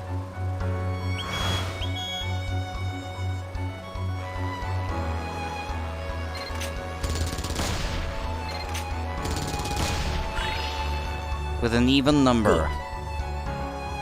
You did it, Professor! Yeah, it's the same mountain every time. Shoot this drone. A slimmer one. Ah. Wait, what? This one? No. I guess I didn't see That right. was careless. All right. Just a little further. Look! Missiles! Look out! Quickly, Professor, shoot them down! Oh, the blue missiles.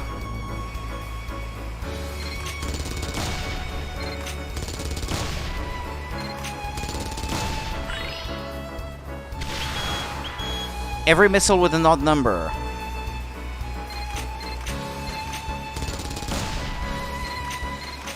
And then 25.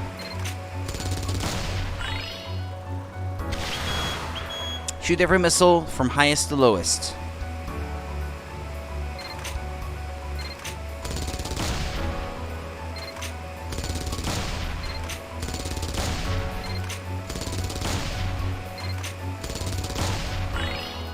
Okay. We're so close! One last push. There. This should be close enough. What's you gonna do? You'll find out soon enough. Just watch. Harpoon them.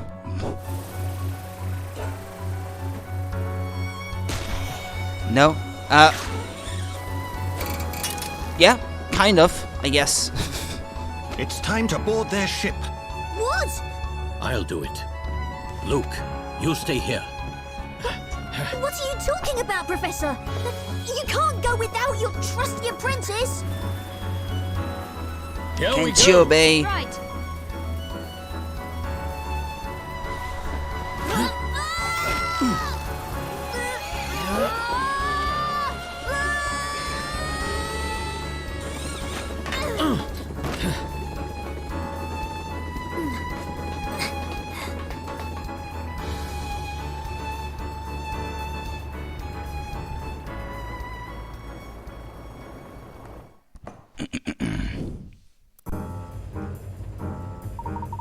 Are you alright, Luke? Wow, I thought I was goner for a moment there. But I'm okay, at least we made it on board. Yes, thanks to Professor Sycamore. So what do you suppose this room is? It's a bit dark in here. The cargo hold, by the looks of it. We've been rather fortunate not to run into any crew members, but I doubt our luck will hold out forever, not once we start making our way through the ship.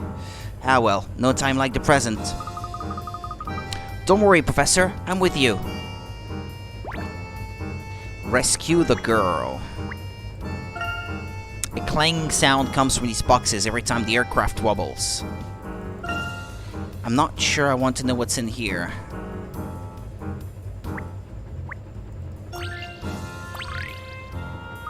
Oh no, this door won't open, Professor, after we made it this far too. It certainly seems securely shut, but I think we can use these dials to open it, Luke. Why don't you give it a try? Leave it to me, Professor.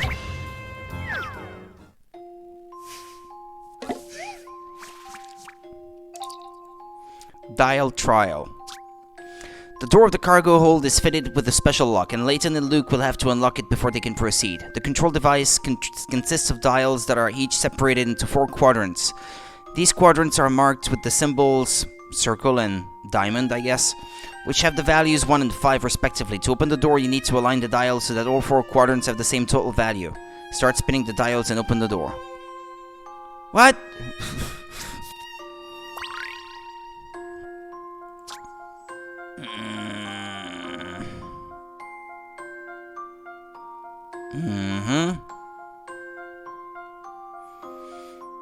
A circle is 1 and a diamond is 5.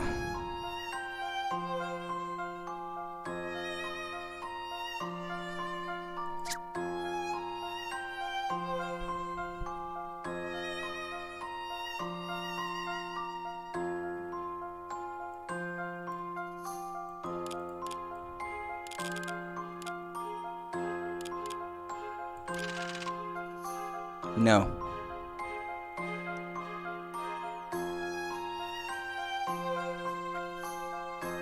Let's see, this one is 1, 3. 1 plus 3, 4 plus 7. 4 plus 7. Yeah, wait a second. Let's see. This one's 5, 7, 3, 1. You're back! Hey, Monica, welcome back. How was the pizza? 4, 2, 1, 2. Let's see this one. 2, 8, 5. Yeah, you can pretty much tell that the current arrangement is not the right solution. This one's 6, 3, 3, and 4. Alright. Was good? What kind of pizza is it? What kind of topping? Alright, let's see. 16 on the left. Well, the one with an 8 in it probably needs to be coupled with lower values, I guess. 8 plus, I don't know, 1. That would be 9. 9. Plus 1, that's 10.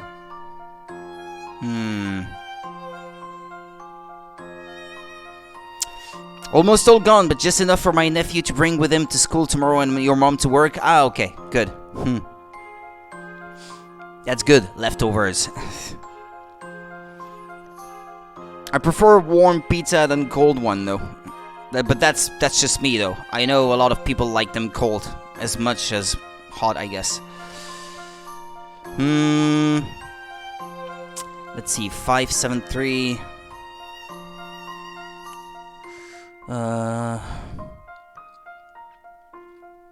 8 plus 1, that's 9.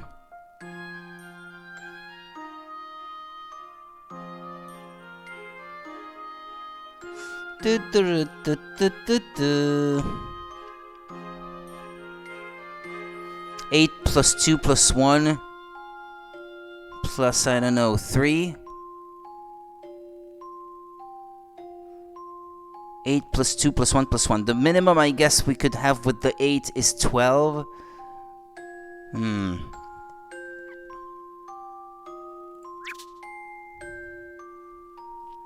This one's 8. And what did I say? Yeah, I could try to couple it with the 1 here. Ah, but no, you can't turn the 1 in the middle. Ah, okay.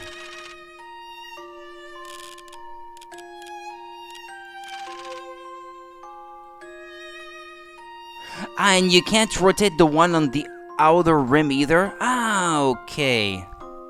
Uh-huh. Okay, hold on then. Cheese, prosciutto, and pepperoni. Pretty simple. Yeah, but simple but efficient. I like it.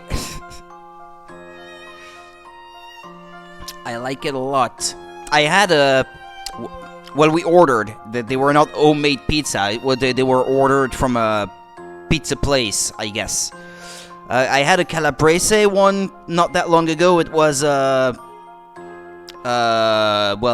mozzarella. What else?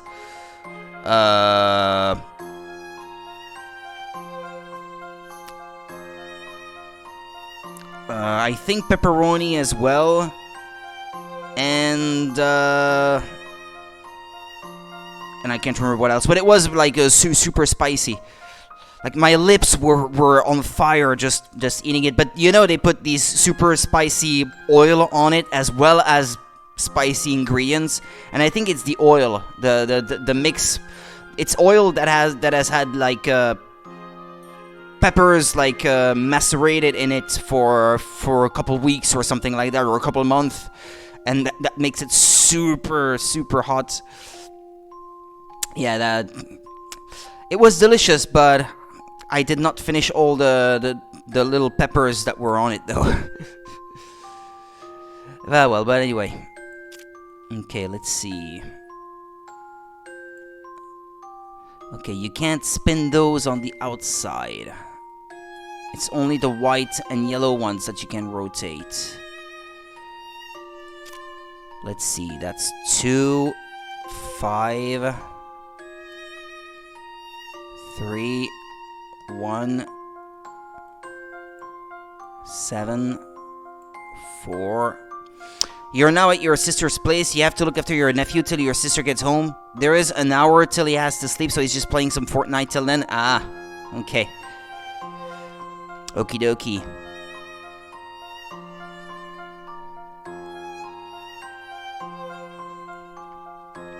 It's good that you had enough sleep during the day then.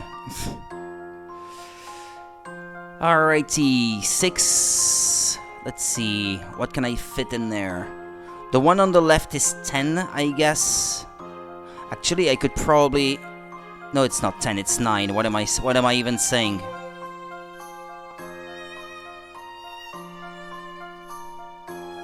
Okay. 9. The one at the top is 6. I'm gonna add together those that I can't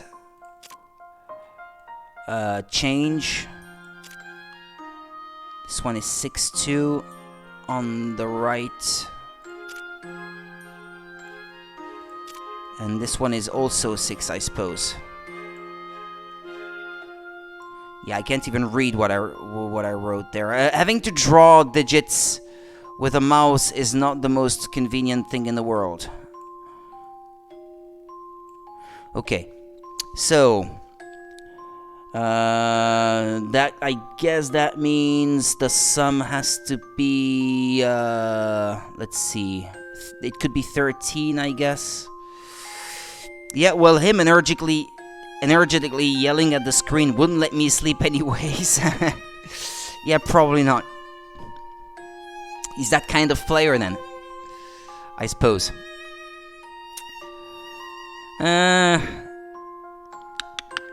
Come on, Rudy, think. I've been on this puzzle for a while. So all quadrants have to add up to the same sum. Moving the 2 dials in the middle. What do they have to add up to, though? I guess, well, it could be 9. 9 in the middle, I guess. 6 plus 9, how much is it? 15. If I add up 8 plus 1, that's 9. 7 plus 2, that's 9. 5 plus 4, that's 9. And that would leave 3 and 3. Ah, okay, I think I got it. I think I have it.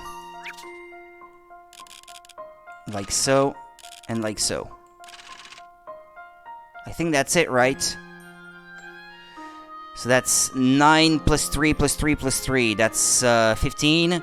5 plus 7 plus 2 plus 1. He's mostly calm, but he does become loud if he kills someone or dies himself.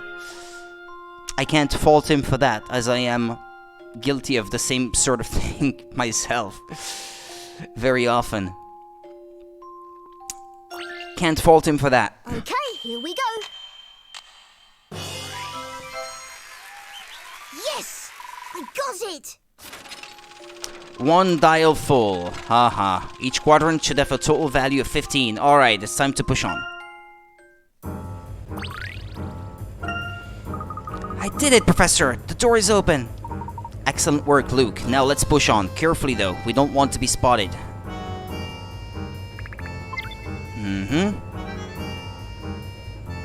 Well, if there is gonna be any hint coins in this place, I should probably look for them now, because I can tell that we're not gonna be able to come back here later. What was that? Ah, okay, there was a hint coin in it. It's all sticky.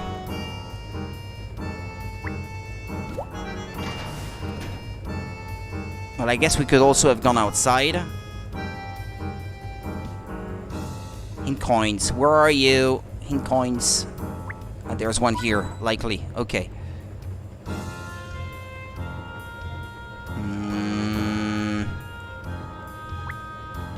Well, you could go outside, I suppose. Ah, here? Ah, yeah. Okay. What, you can just open and close the door for nothing?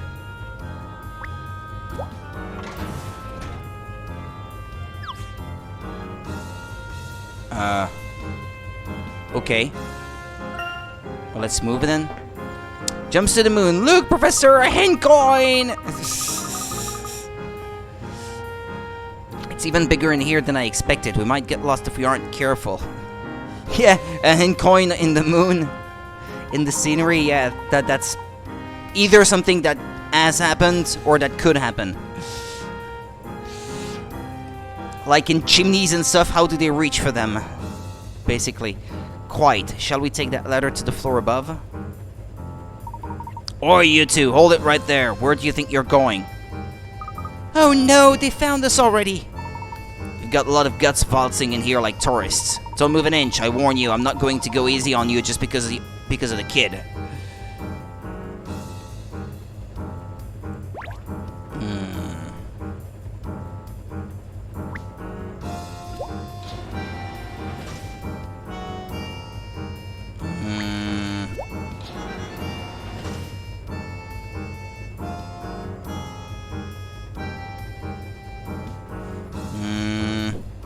If If I remember correctly, it's from the Layton versus Phoenix game. It was something a lot of people made fun of. Okay. How did he reach for the moon?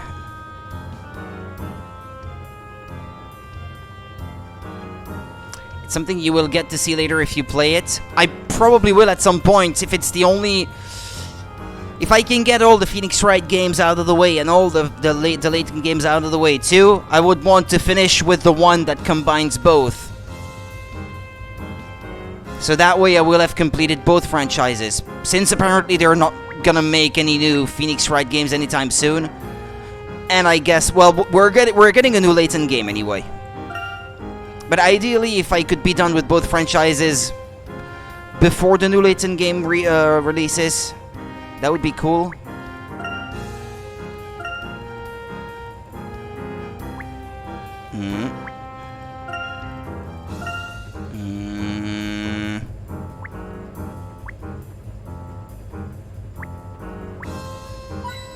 Ah, there was another one. I mean, never say never, I suppose, but it's been a while since we had a new one, so I don't know. The last one was the second grade Ace Attorney game on 3DS, if I'm not mistaken. I mean, it's not like I can't replay it, but you know, yeah. It's not the same as experiencing a new one for the first time or something. Excuse me, yeah. Feeling hungry.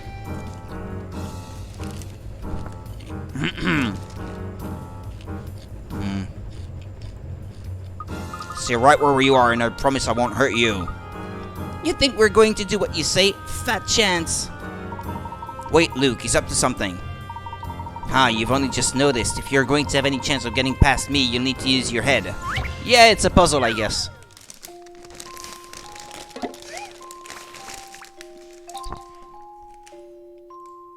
Puzzle number 10. Watch out, Layton needs to get across this walkway, but some swinging hooks have made it a dangerous task indeed. The hooks always swing back and forth across the same routes. Examine how they move and plan Layton's steps carefully to get him safely across to the other side.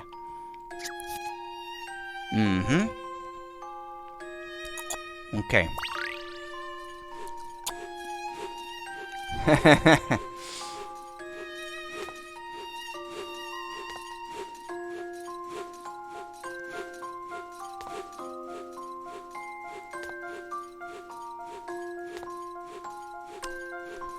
I'm stuck. Did you know you can undo?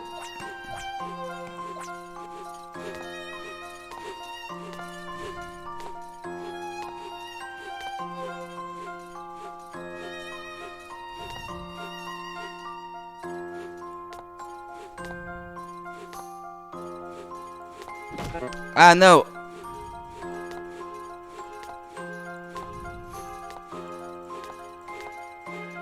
That's it, we've made it. My intuition should serve me well. It served you well. A satisfying puzzle indeed. Would you kindly solve this puzzle? Well, I guess I can't say no now. Nicely dodged. Layton made it across safe and sound. Onwards. Funky Hooks is now in your puzzle index. You got a new item of clothing, tiny top hat. God, where's backup when you need it? I can't handle this on my own. I should just face it, I'm always going to be left on the sidelines.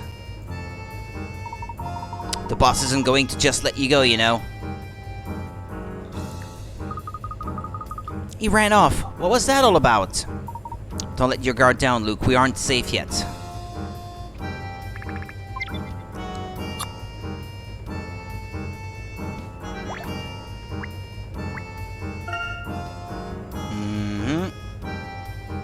But I think I found all the hint coins in here already.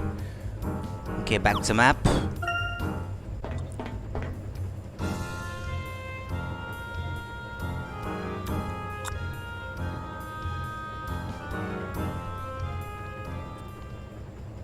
Well, well. Professor Layton. Who are you? Wasn't he at the end of the previous game, this guy, I think? My name is Leon Bronev. I am an archaeologist, just like you. Leon Bronev. Is there a... Damn, so edgy. Are you? And since when did archaeology involve kidnapping young women? Let her go.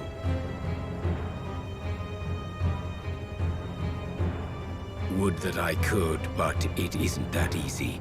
You see, this girl is crucial to our plans. You, however, are not. I feel like I've heard that voice before. The screen will go black for a brief second. Hold on. I wonder. Leon Bronev. I feel like I've heard that voice before. Leon Bronev. Behind the voice actors.net or .com. Doesn't matter. But nothing can beat a true gentleman.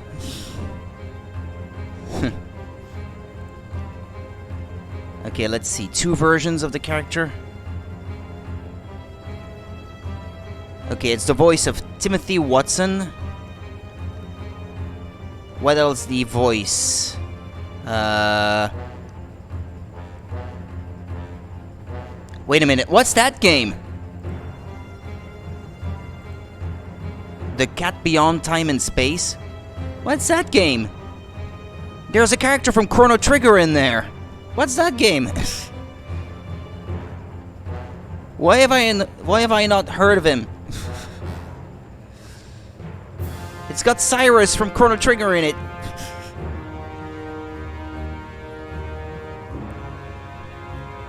I'm gonna have to look into that at some point. Anyway, that's not what I was looking for. Why do I know that voice? Ah, it's the voice of Metal Face from Xenoblade Chronicles. Yeah, that might be why I'm familiar with it then. Professor Layton and the Miracle Mask. Yeah, I thought he was in Professor Layton and the Miracle Mask. I thought so. Oh, he's also in Ni no Kuni, Wrath of the White Witch. Okay. Oh no, you're gonna add more games to your already huge library of games to play. Yeah, probably not. I'm not gonna go out of my way just because of one character that I know, but... I'm interested to know why that character is in that game, though. Professor! Stay calm, Luke. Don't be a fool, Layton. I can't allow anyone to stand in my way. Stop it! Stop it! Stop it, all of you!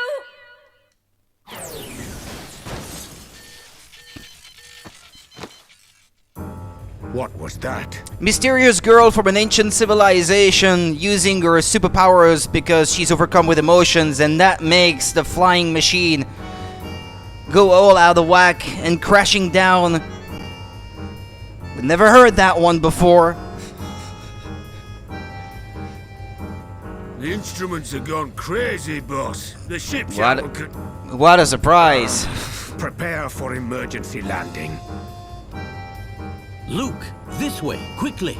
And you're abducting her now, Layton. Not very gentlemanly. Right!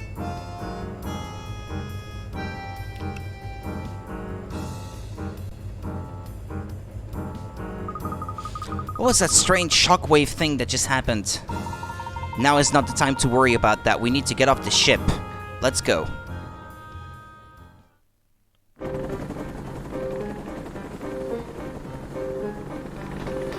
Ah, classic Come on, Layton Luke. music. What do you mean, Professor? We going down on that rope? That's right.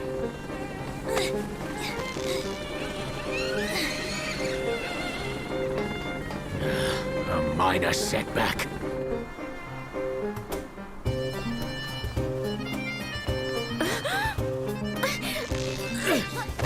No! Don't!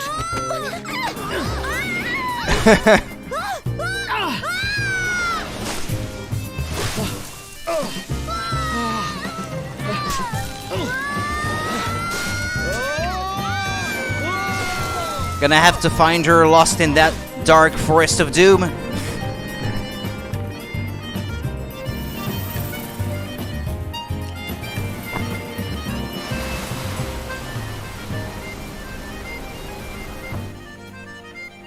I love how Ghibli-esque these cutscenes are.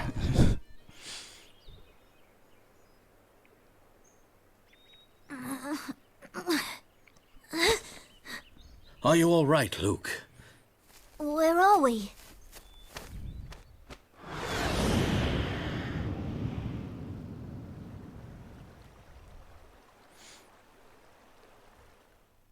Well, save your progress. Okay. Chapter 1 end. Chapter 2, The Mysterious Girl.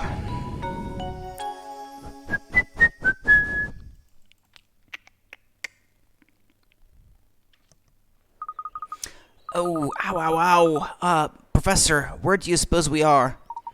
I was wondering that myself, Luke. Professor! Luke! We're not lost, I guess. Thank goodness I wasn't sure if we would ever find you. I was worried you might have had it in time. Sorry. I was worried you might have had it this time. Are you both alright? I can't read. We are unhurt, thank goodness. But I'm afraid I can't speak for the girl. Oh dear, I hope she's okay. Yes, that was quite a fall. In any case, you've certainly picked an interesting location to land in. Oh, do you know where we are? I do. We're on the edge of Lake Cod, or Siren Lake as the locals call it. It is said to be home to malevolent spirits who draw in the living and feed on their despair. Okay. Is that so? Well, it's all superstition, of course. I believe it arose due to the unusually high number of airships that crash into the lake. The surrounding forest also has also experienced more than its fair share of crash landings. I see, hence the name Siren Lake. It doesn't exactly sound like a great place for a young girl to be on her own. We should really start looking for her. Yes, let's waste no further time. We'll need a great deal of luck if we're to find her in a forest so large. A new episode has been added to the trunk, all for Professor Sticky Floor. Ooh, squirrel! Drawing the living and feed on their despair. Hardcore. Hey, look, Professor, it's a squirrel. Oh, how charming. You know, Luke, I wonder if the little creature might not have seen our young lady. This seems like the perfect opportunity for you to make use of your ability to talk to animals. Yeah, I could see that coming. Why don't you say hello? Of course, Professor, leave it to me. Hello, squirrel friend, we're looking for a girl. She's a bit taller than me, I think, and wears a pink dress. Have you seen her? Chirp, chirp, cheer up, chirp. Really, you won't tell us until we solve this puzzle. Yeah. Even squirrels have puzzles.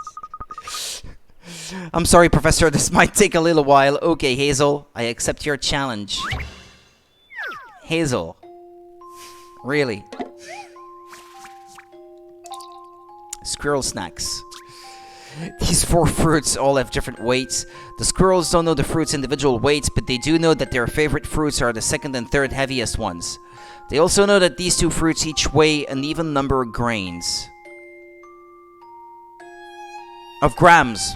Grains. Why am I saying grains? If you put a piece of fruit into each of the 2 boxes, the counter will display their combined weight in grams. Can you use the rather odd set of scales to determine which 2 fruits are the squirrel's favorites? Well, 2nd and 3rd heaviest ones. Okay. Uh-huh.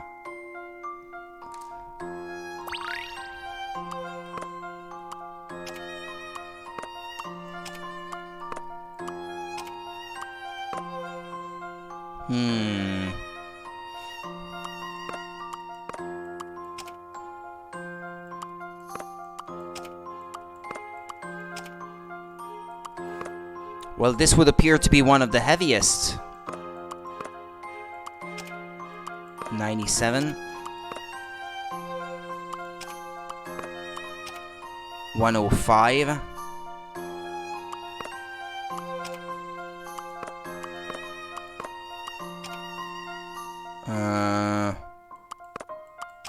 101. Okay. If you try B and D, 105. And C and D. Okay, so B and D appear to be the heaviest of the bunch.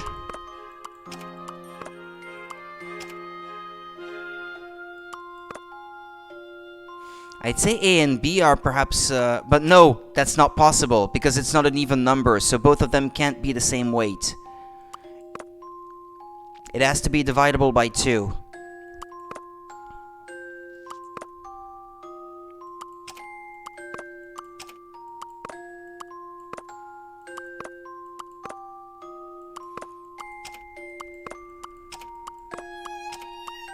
Hmm.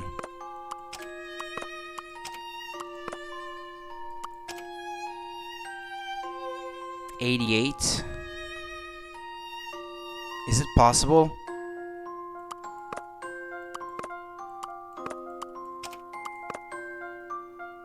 '96 and 92. Could it be that these... Wait, that would be 45 plus 3. That would be 48.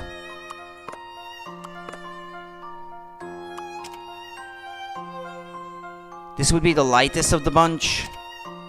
And this would be the heaviest. Yeah, it's probably A and D. I hope I'm right. Here we go. Okay. Yes! I got it! A and D are the squirrel's favorites. Chirp. Yes, go on. Chirp, chirp, chirp, chirp, chirp, chirp. Got it. Professor Hazel says she saw a girl making her way towards the town, which is this way. I see. We should be off without delay then. Please give my thanks to Hazel here.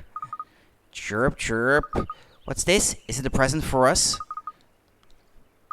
Wow, so this is a really popular game among squirrels, right? Sounds great. Another minigame. The nut roller minigame has been added to the trunk. A nut roller game. You got a new nut roller course. Floating Island. The little forest dweller has given you a nut rolling game.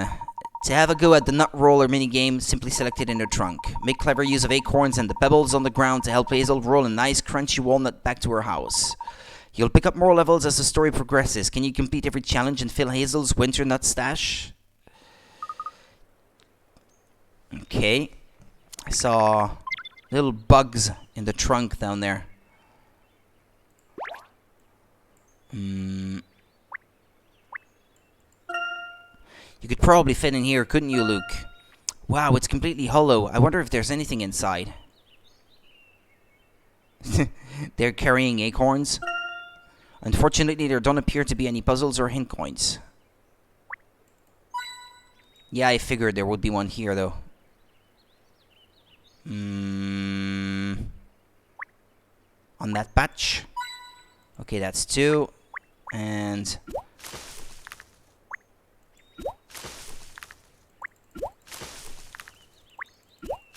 that's not a very solid trunk if you can shake such a large one. Okay. It's probably all because these things would look nice in stereoscopic 3D.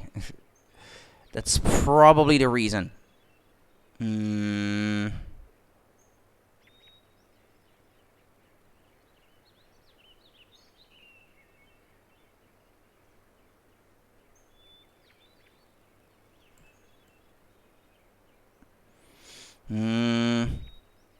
Oh, come on, there's probably a second coin. Am I gonna have to look through the whole forest for it? I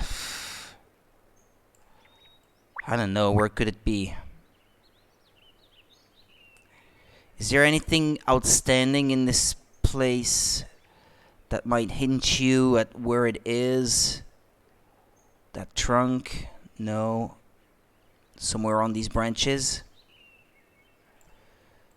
It must be very, very nice looking in 3D. Well, let's leave the forest for now then.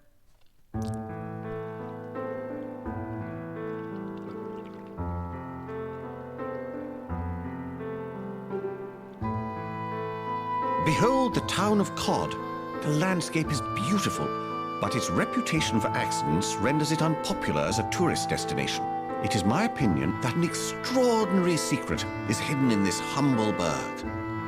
And what might that be? You're an archaeologist, Professor. You have no doubt heard of the Azran civilization? Of course, an ancient race who thrived long before the dawn of modern man. That is correct. The girl offers indisputable proof of their existence. And an analysis of the fossil ice she was held in should give us an idea of when the Azran lived. So in other words, this girl is the key to unlocking the secrets of the Azran civilization. Indeed. I don't think we ended up here by accident. I believe the girl led us here somehow.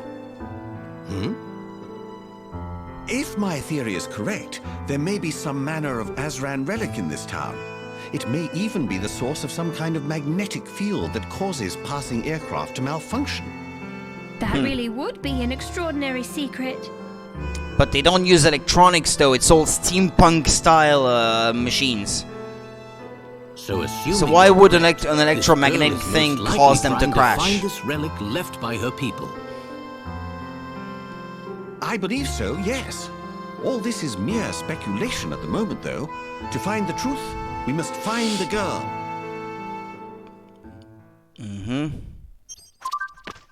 Okay, what's that?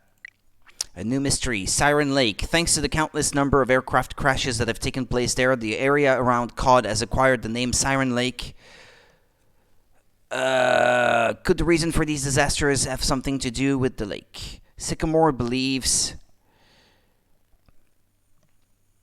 the area produces some kind of magnetic field. Shh! Don't overthink it. Don't overthink it.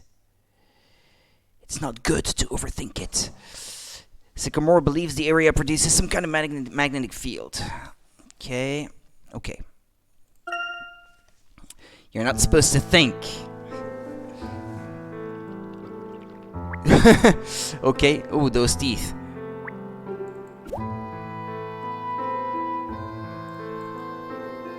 It left.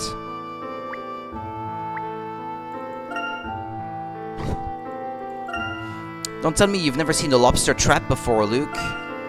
Since we're next to a lake, I would think this is used to catch crawfish.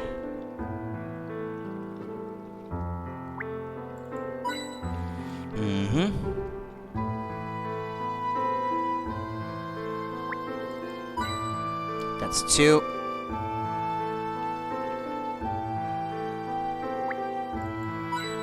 That's 3.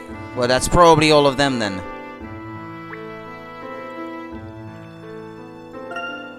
You'd need to be brave to jump in here. It looks really cold. I can see all the way to the bottom. This water must be really clean. There are schools of fish swimming happily around the lake. 4.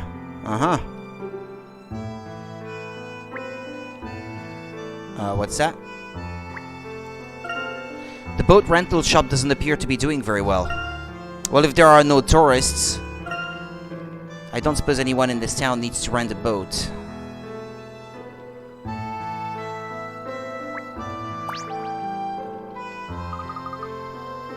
Hey, mister! Are you addressing me? Of course I am. Was that your Cryas-class gunnery airship that just crash-landed in the lake and made a monster wave? Our ship did land in the lake, but it is a small red aircraft. What? So the big steel Zeppelin isn't yours then? Well, that's rubbish. I was hoping you'd give me a tour. Well, now, I'll admit that the other airship is quite imposing, but the Bostonius is lighter and a great deal more maneuverable. Really? Wow, to be honest, I'd be chuffed to go in any airship. Hey, you seem like the perceptive type. Could you give us a hand? Bro really needs to see a dentist. Yeah. Indeed. Poor dude, though. That can't be easy every day. We're looking for a girl. Long hair, unusual manner. I saw her earlier. She was heading towards the station. Excellent. Thanks, Professor. Let's go. Bruh.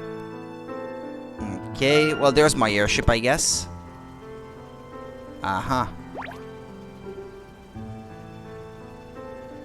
There were no hint coins inside of it.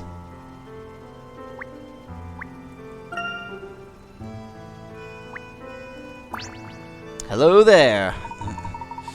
They found you. It's a great relief to see you and the little lad in good health, Professor.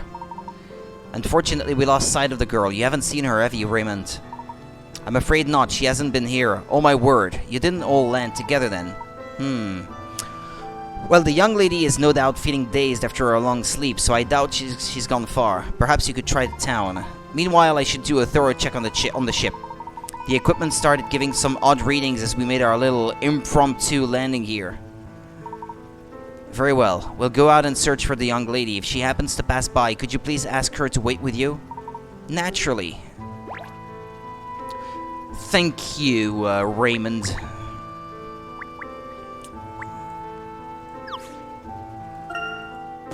He's the gentlemanly butler type, I guess.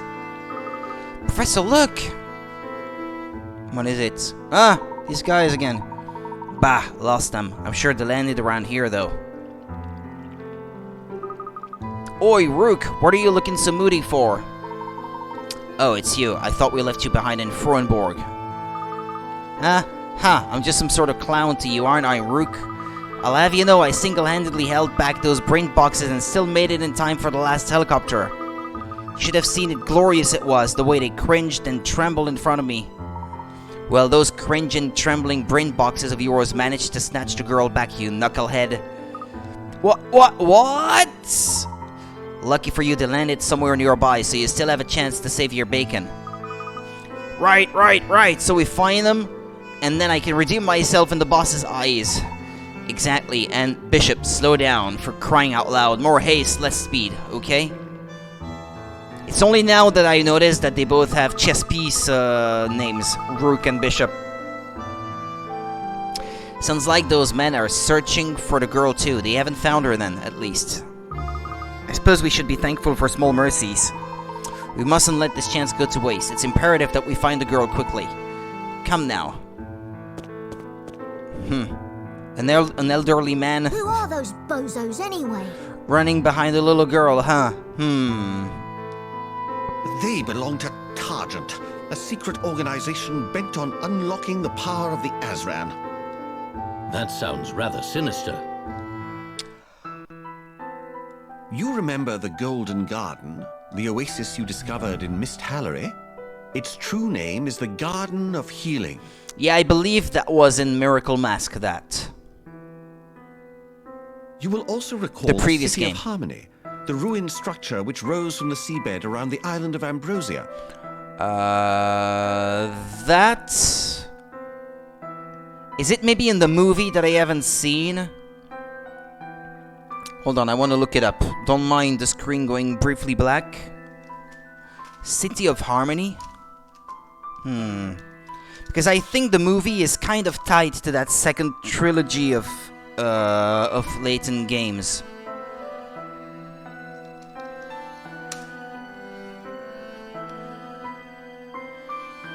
Ah, yes, it is.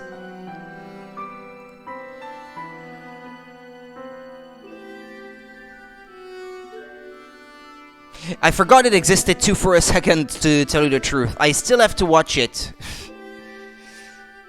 Okay. I have not seen it, so I did not have the reference immediately. But because I have played mostly all of the other games, I figured if it's something I don't know, it's probably from the movie then. Finally, we have the Infinite Vault, an extremely complex mechanism situated just outside Monte d'Or. That might have been in the last Spectre. I think... Hold on, I'm gonna look it up too. Monte d'Or, I think that was in the fourth game. No? No, that was in Miracle Mask. And what was the one he mentioned before that then? A spring?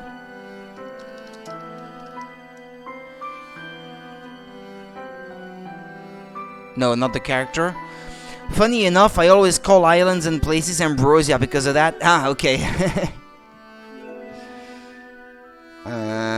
Layton Springs, no.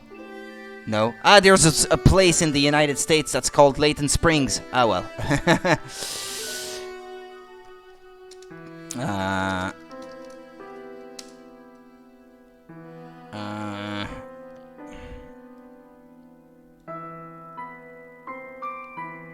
What was that spring then that they mentioned? I forgot the name already. All 3 of these ancient sites were constructed by the Azran civilization. Uh-huh. Yeah, Montador, Azran that must have was been in the a Miracle remarkable Mask. people. They commanded technology far more advanced than anything we could imagine. If anyone were to claim that technology for themselves, they would have the power to rule the world. Aha! So that's what Don't mind that. Targets are Don't mind after. that. It's me. The Azran's power. All 3 of the Azran sites I spoke of are now under Targent's control. What? Their examination of the Azran ruins led them straight to Froenborg, just as my own research did. But none of us could have imagined what we'd find there. That girl is the key to it all, the key to the Azran legacy. I see. In that case, it is absolutely crucial that we not let Targent find her. Quite. So let us move swiftly. Mm-hmm. Okay. Ah, there's a mystery solved. Or what? Or updated. The uniformed men turn out to be members of Targent, a secret organization that seeks to harness the power of the Azran. They have already taken control of the Garden of Healing, the City of Harmony. Garden of Healing, yeah, that's the name I was looking for. Okay, screen goes black, I know. It's every time I switch from one screen to the other, since they're both tied to my computer, that disrupts the capture. Okay, Garden of Healing. Layton. It was in the last Spectre, or Spectre's Call, as it is also known. Okay, yeah, it's truly that those 3 games make up a trilogy, and then the movie adds to them, I guess. And I guess the upcoming one, New World of Steam, will be sort of completely new. Okay, how do you? It appears Targent's massive airship came down in Cod around the same time as the Bostonius landed. In this one, despite their rich history, so little is known about the Azran that they are considered something of a phantom civilization. Professor Sycamore is one of the few who is knowledgeable on the subject, yet he is something of an enigma himself. No one has deeper knowledge of the Azran than Professor Sycamore. He also seems to have a bone to pick with Targent.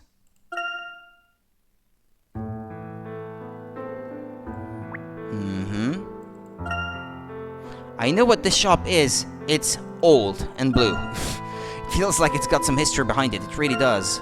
From the looks of it, I'd say it's most likely just a warehouse.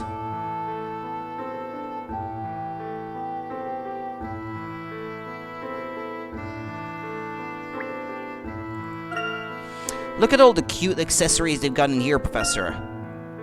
The trends in COD seem somewhat different to the latest London fashions. Most of the stuff they've got is pink and fluffy. Boring.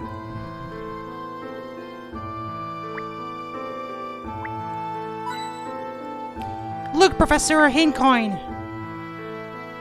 Alright. Here, and then here, perhaps. No.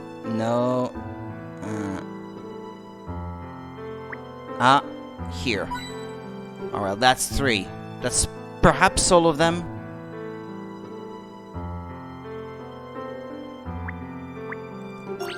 Hello.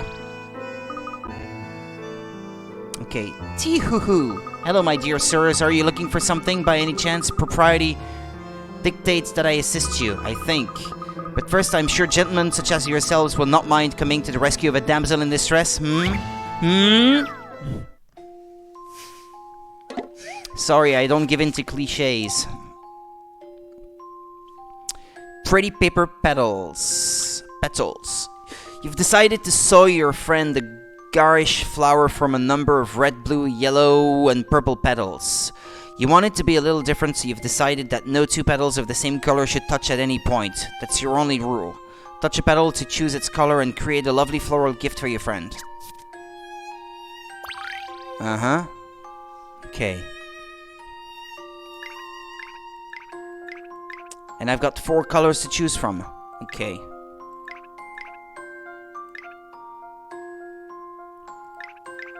Yellow.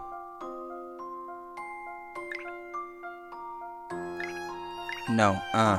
Yeah, maybe.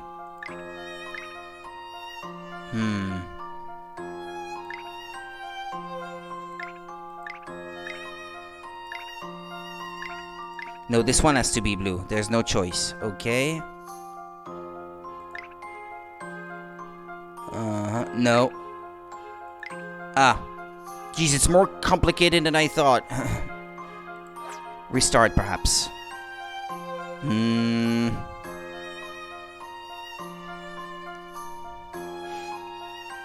I should probably start with this one. It's already touching the other three colors, so that kind of tells you what this one has to be. It's purple. This one is already touching red, yellow, and purple, so it has to be blue. This one's already touching yellow, red, and blue, so it has to be purple. This one is already touching three other colors, so it has to be red. This one is already touching... No, wait, I don't have enough information on this one. This one should be blue. This one is already touching the other three, so it should be yellow. This one is already touching the other three, so it should be blue again.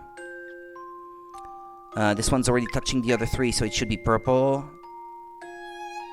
This one is already touching two, so that's not enough information. Wait a second.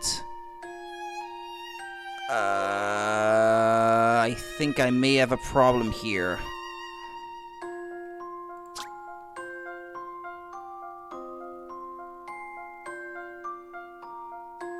But the same one can touch the same color twice, I guess. Okay, okay, never mind then.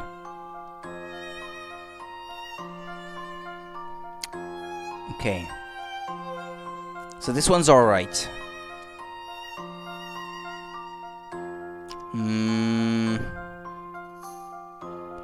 Let's see.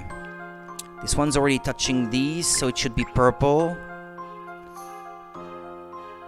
This one is already touching the other, so it should be blue. This one should be red.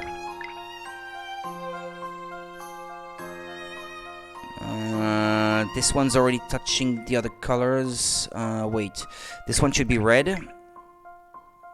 This one should be blue.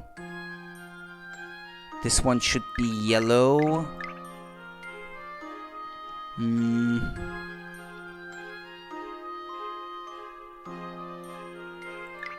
This one should be red. This one should be blue. This one's already touching the other color. No. I didn't mean to touch this one.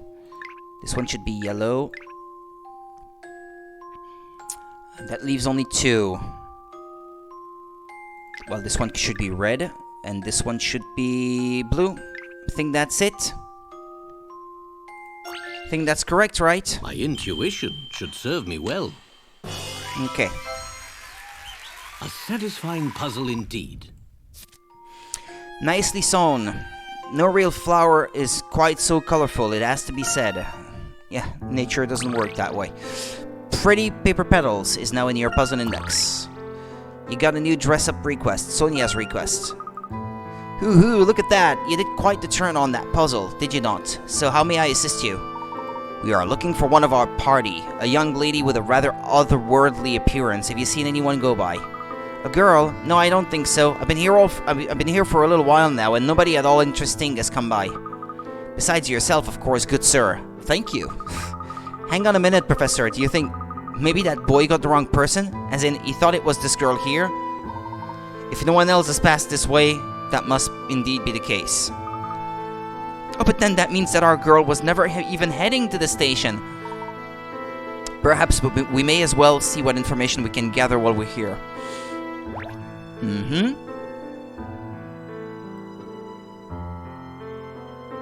I'm quite enjoying the sight of that dog there in the background, I must say. He looks like a stray.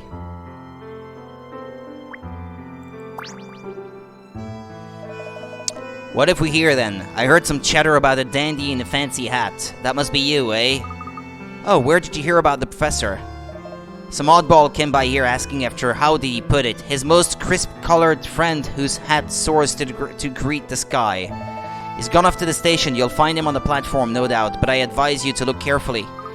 Look carefully? Ah, you mean if we zoom in on the station?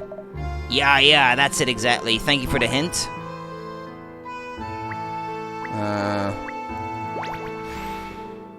This guy... Ho, to think that I would find you here, my excellent gentleman friend. Our paths are surely strands of the same thread. Ah. Oh, I see. So this is the the person who was looking for you, Professor. Absolutely, incontestably. Just as the squirrel must seek the acorn, it behooves me to find you. But first, I must tell you how honored I am to witness you making such eager use of the zooming skills I taught you. Thank you, Aldous. What was it you wanted to talk to me about? Ah, yes, of course. Well, my friend, I find myself most fortuitously in possession of information that might interest you. You may have noticed that when you move the magnifying glass around, the objects occasionally give a sort of little poof. Whenever you notice such a poof, even if the magnifying glass is not orange, take heart and investigate with vigor, for it means that a weird and wonderful curio may be within your grasp.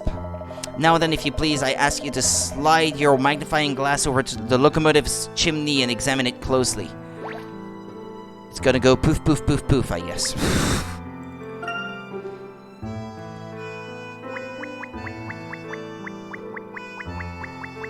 Yeah? So?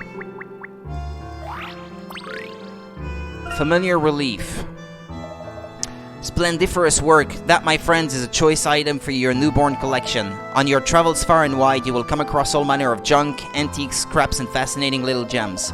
You must hoard all these bits and bobs in this mini chest of fortune I have been guarding for you here. Bit by bit, bob by bob, you shall build a personal collection to rival those of most dedicated explorers. You never know where you might find something worthy of your collection, so be ever watchful for that little poof. I must admit I have quite a fondness for trinkets and curios. Then this is a worthy occupation for you, fair gentlemen. I look forward to seeing your lovingly constructed collection. For now I must eclipse myself. I wish you many enjoyable hours hunting for elusive treasures. Okay. Farewell, my friends. Off he goes. He seems to have warmed up a bit at least. The collection box has been added to the trunk.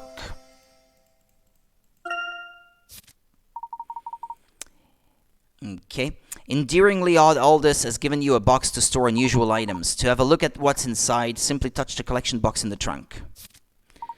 Use this box to store any knickknacks or rarities you pick up on your travels. These items are purely for enjoyment and have no bearing on the case. A complete collection is its own reward.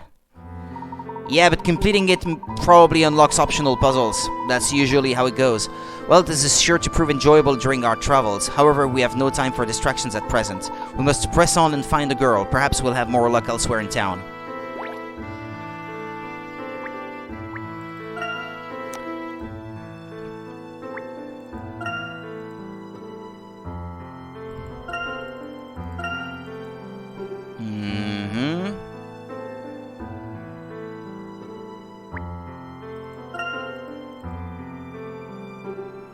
What should I zoom out?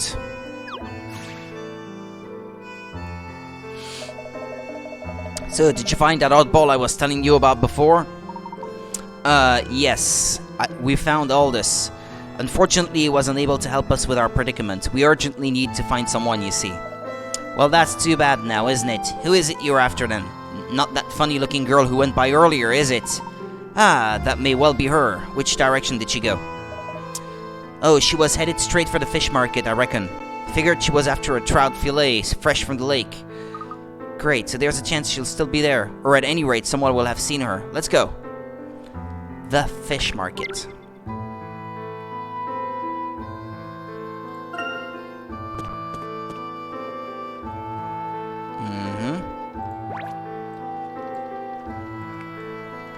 Okay, let's see. So fresh, they're still alive. There are just too many fresh fish here. I can't concentrate.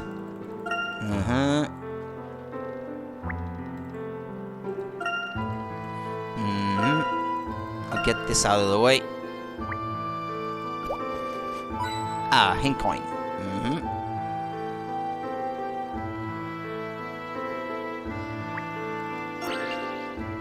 I'm surprised we haven't seen Station Scarfin yet in this one. He's in all of the games. Look, Luke. There's a fish painted on this wall. It's looking a bit sorry for itself, though. The paint's all peeling away. Why don't they clean it up? Like in this puzzle.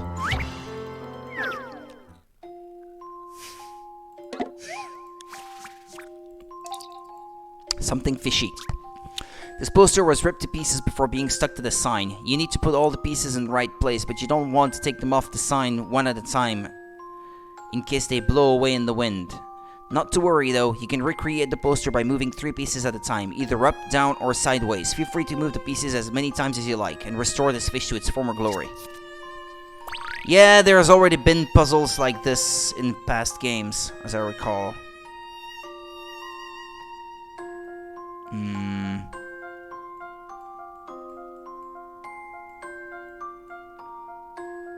Three at a time, you say? Ah, like this.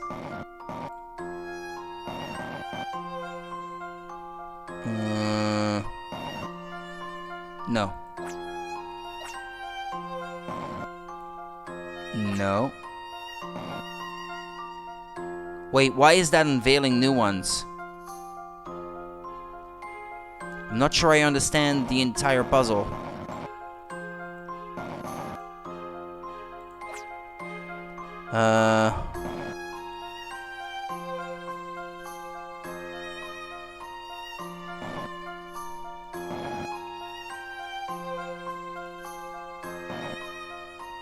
Oh, no, okay, never mind. These are pieces that are already there, but I can't move them because,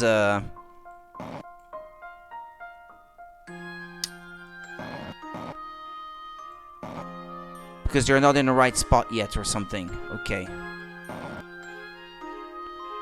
No, that's not it, clearly. I'd say these are okay, these around here, but these 3 down there appear to be messed up.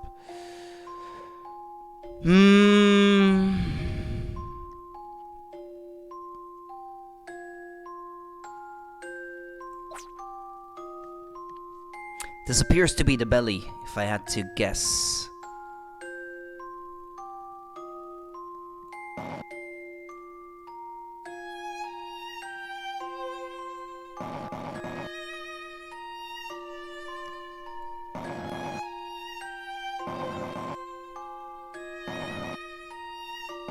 Like this? Oh yeah, okay. I've got a good feeling about this one. Stick a fork in it. That puzzle's done. Stick a fork in it? Is that what she says? Fantastic. If you couldn't make head nor tail of it before, you certainly can now. Stick a fork in it, okay. You know, maybe all that cracked paint isn't so bad after all. It gives things a nice retro feel, you might even say. You might even say vintage. Emmy, please. You can't do that. You're much smarter than that. I'm sure you can do better. Emmy, this isn't the time or place for puns. Come on. Don't do that. So bad. Wow, look at the size of this fish. Was it caught in the lake? Gosh, look at these fangs. I'd better take a photo of this. I wonder what this fish is called. It's not a type I've ever seen before. You can't do that. Not bad puns. Okay, that's 3. I don't know. There may be one more.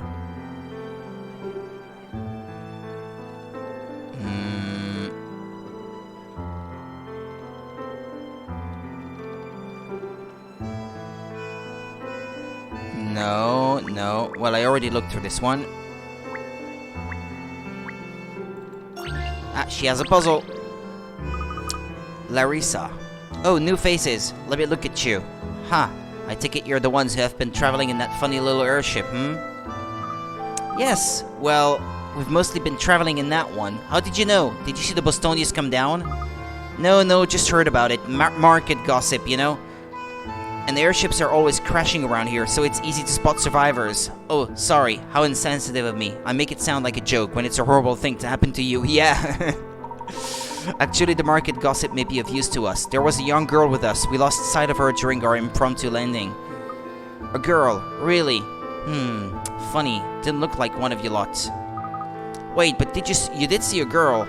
How about this? I'll tell you what I saw if you solve this puzzle for me. Deal?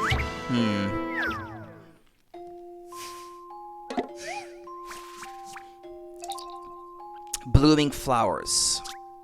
A family expecting a new arrival want to celebrate by filling their garden with flowers. These flowers can't just be planted any old way, of course. Each flower must be surrounded by flowers of a different color. With this in mind, use the various blocks to fill the garden with flowers. Bear in mind that flowers can't be planted in the square that contains the family's house. And what did they say? No two flowers of the same color next to one another? Okay.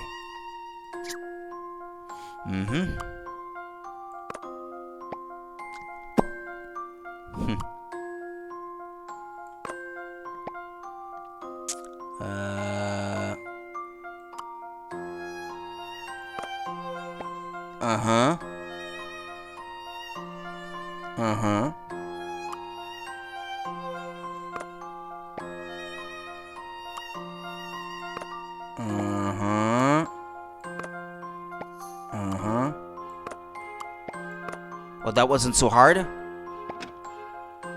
Okay. Really thought about that was this quick. one. I knew I'd get it right. I knew I'd get it right. Blooming marvelous. The garden has been filled with beautiful blossoms. Incidentally, the new arrival is a baby goat. It had better not eat all those flowers. Yeah, count on that. Great stuff. You're not bad at landscaping, are you? Alright then, I'll spill the beans. There was a girl not long ago heading towards Boris's hut.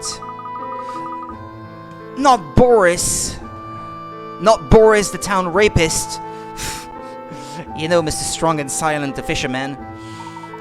I see, so if we go in that direction, you might run into her, yeah. It's not a very busy part of town, so if she's there, you'll probably spot her quickly enough. Follow the screams! I see, thank you very much for your help. That's horrible. By the way, you seemed pretty deft with that flower bed puzzle. Do you reckon you'd enjoy taking on a bit more of a challenge? You mean more flower bed puzzles? Definitely. I was pretty good at that last one. I'm really into gardens and stuff, but delicate exotic plants are just hopeless in COD. I don't know if it's the soil or the climate, but everything just shrivels up. So here, you'll get more use out of this than me. Ah, it's another minigame, okay.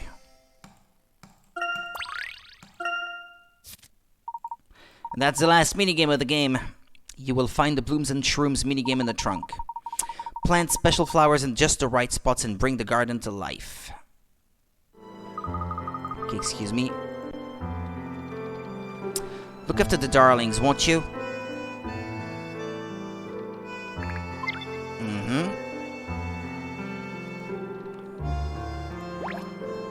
What about that dude? Fresh fish! Fresh fish! You there, the gentleman in the hat. How about some nice line-caught trout for your tea? Good catch today. 5 for the price of 3. Fresh dressed. Not twice as lovely with a bit of lemon. Dead fish look kind of slimy and yucky, but fresh grilled trout is delicious, at least when my mom makes it. Unfortunately, we aren't in a position to be grilling fish at the moment. Aww.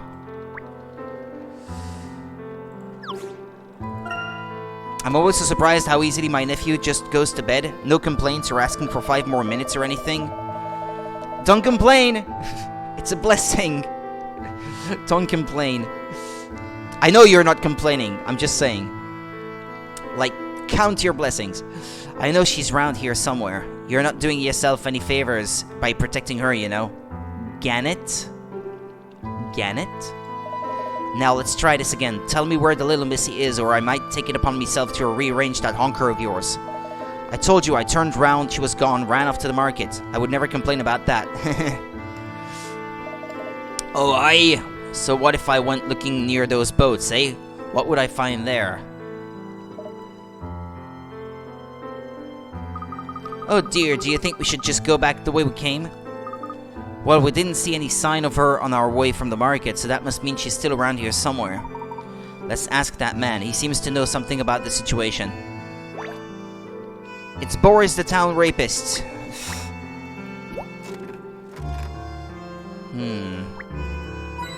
Ah, there we go. There's a long list of rules about fishing here. Ah, cats. Nice.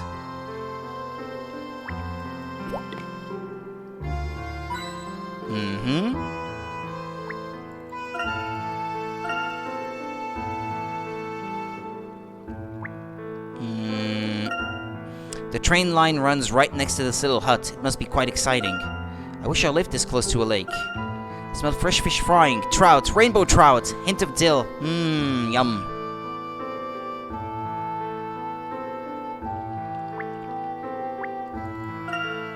Level crossings like this may be simple, but their charm is undeniable. I should get my camera ready to start snapping when the train comes by. I'd love to take a train journey all the way around the edge of the lake. Ah, there's another hint coin.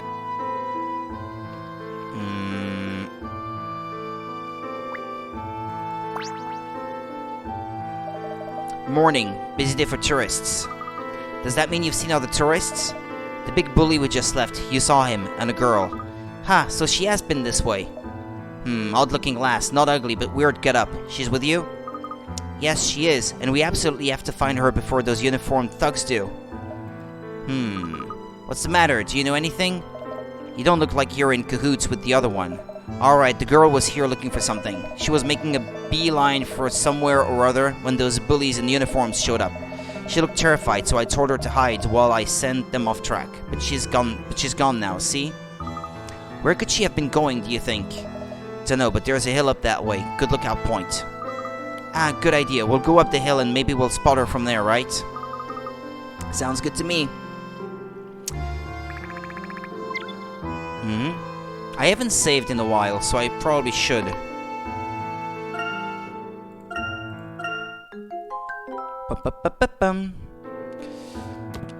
Okay, here's what I'll do. I'll get myself a fruit, because if I don't get fruits before having to go to work on my bike, I won't have the strength. These past few days, I didn't have to, because I went by car with my colleague, but today I'm on my own. I have to go on bike, so I need energy. I'll be right back.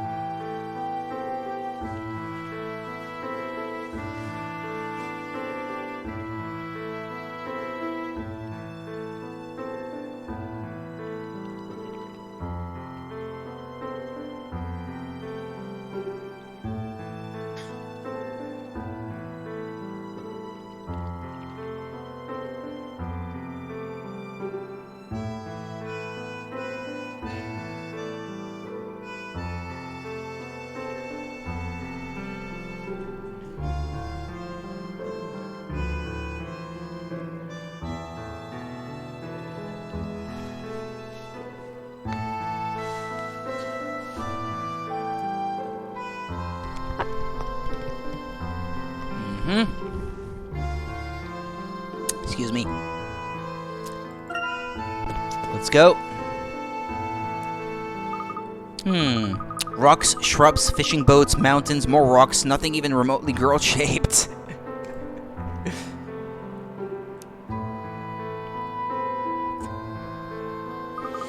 I can't see her anywhere. Well, we've climbed all the way up here, so let's make sure we have a good look over the whole area. We may spot her yet. This sign looks so rusty, it could fall apart at any minute. But it certainly fits the general aesthetic of the town. I think I could just about make out the words, "You are here." Bird! Ah, never mind. What? In coin? Puzzle. I wonder where this path leads, Professor. Keep your eyes peeled for any signposts on the way, Luke. In fact, let me show you an example. A puzzle!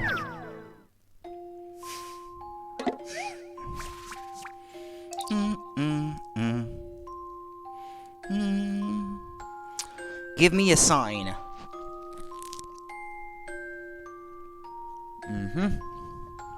Let's see. A couple are on a day out in the forest. After finishing their picnic, they go for a walk, only to get lost and wind up at a dead end. There's a sign there, but it's so old and weather-beaten that all the pieces that used to create an arrow have fallen off, making it impossible to tell which way to go. Pieces of the broken sign can be found on the ground around it, though. Do you think you can help the couple put the sign back together and work out which direction they're supposed to go?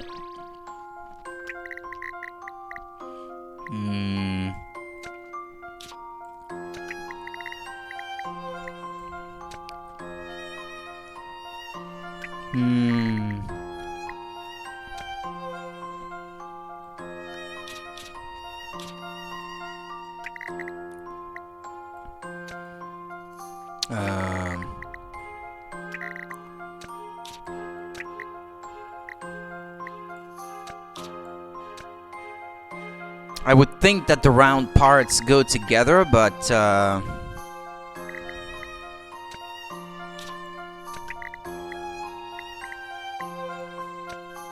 kinda wish I had an idea of what the original used to look like. Does the entire area have to be filled?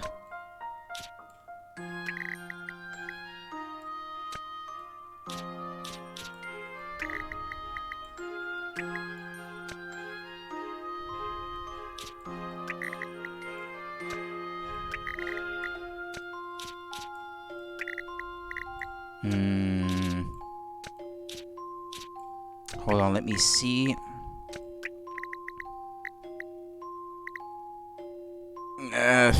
No, that doesn't look like it.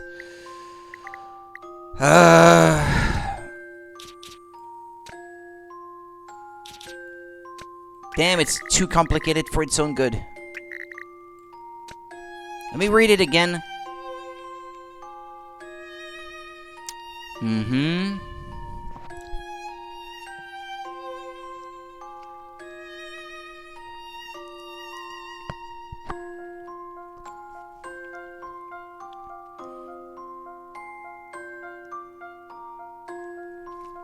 Do you have to use all of the pieces? Leave none out?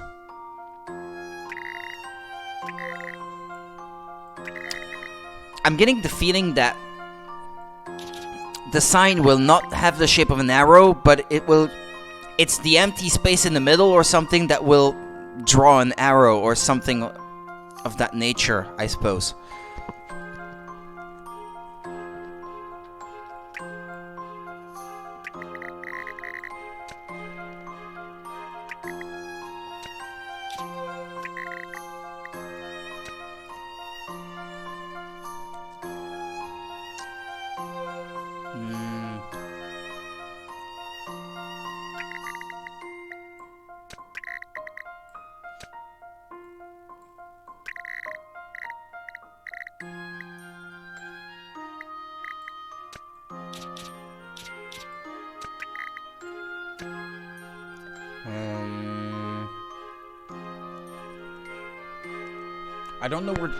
I don't even know what the end result is supposed to look like.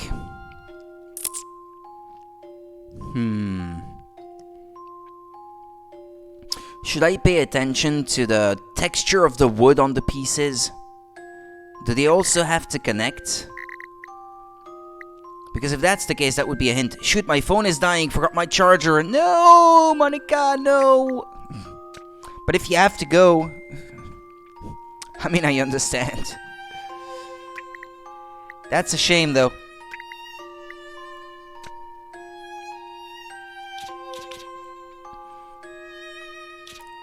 Are you going, then?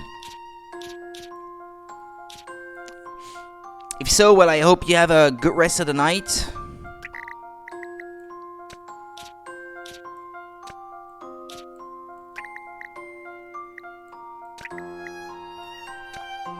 Gotta go before then.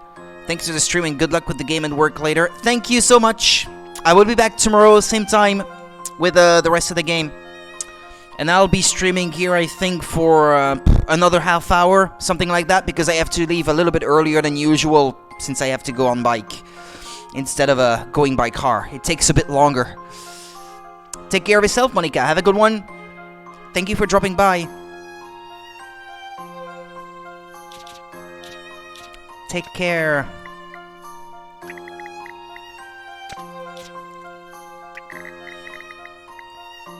I'll get a hint.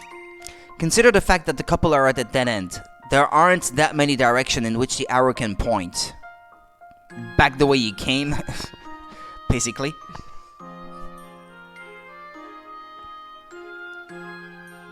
You don't really need that sign then.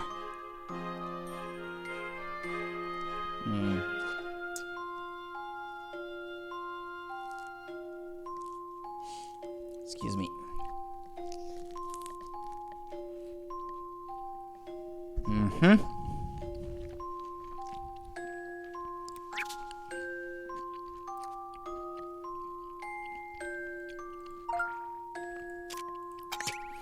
Look at the spiky pattern around the edge of the sign. There's one part that's different from all the other parts, isn't there? Now, why is that? Ah, yes, indeed. Well, if they didn't point it out, I wouldn't have noticed.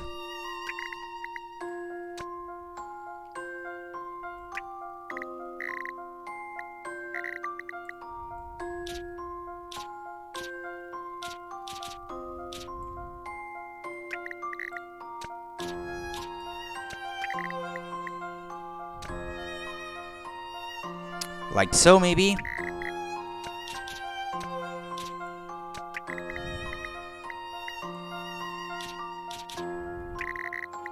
But I can't seem to fit the round parts together, though.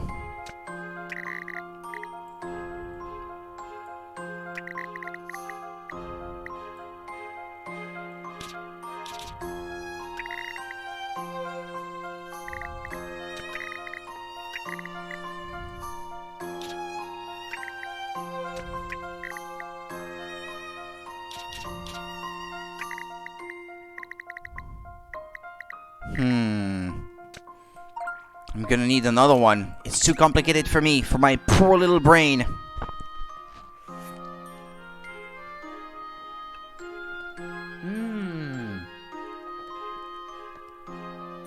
Okay.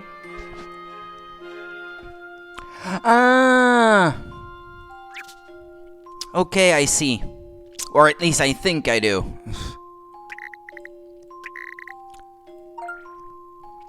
It's an arrow that goes around and point. That's sort of telling you, like, turn back around. Okay. That's why there are some rounded parts to it. Let me see, what are the blocks already in place? Okay, the orange one is in the bottom left corner. I think I put it there even at some point. And then what else do we have? Okay, the brown one. The red one.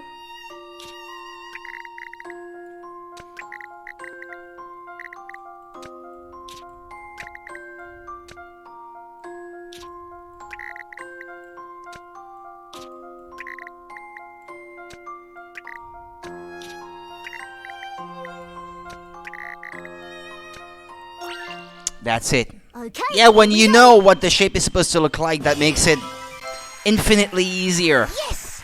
I got it!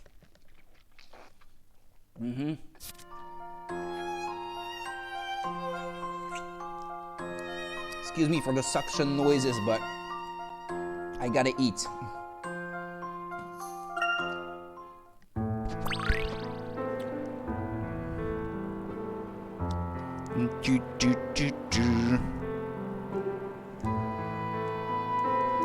Bear with me.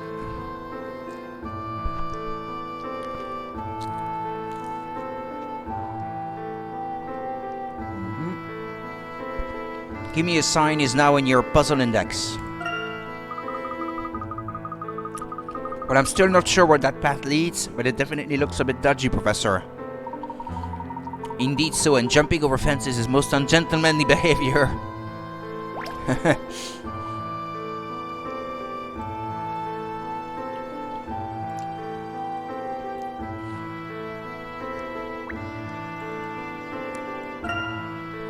The view reflected in the lake is just as beautiful as the real thing.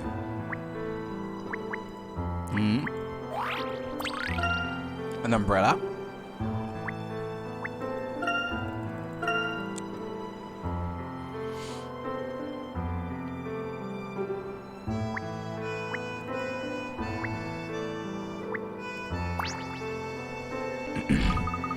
Hey, the view is amazing from up here. You can see the whole town and most of the lake. I bet this spot sees tons of picnickers.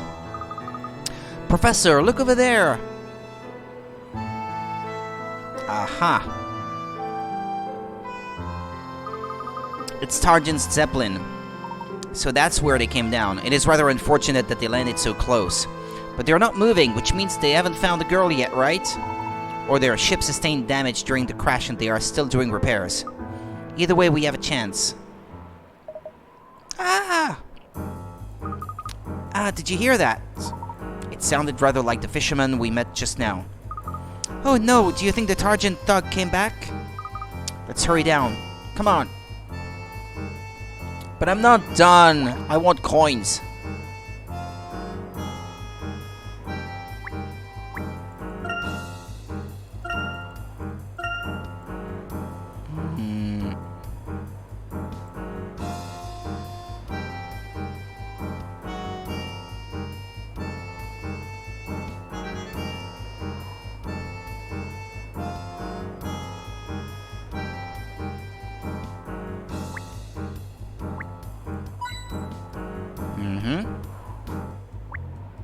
What was that? And there was another one. Okay, I think we're good now.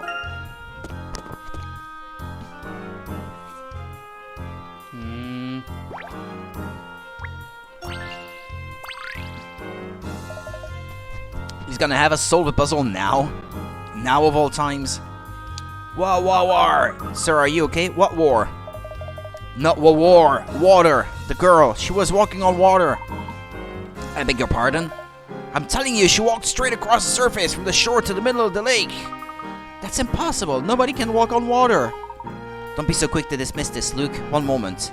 Here now. Look down at where I'm standing. Wow, how are you doing that, Professor?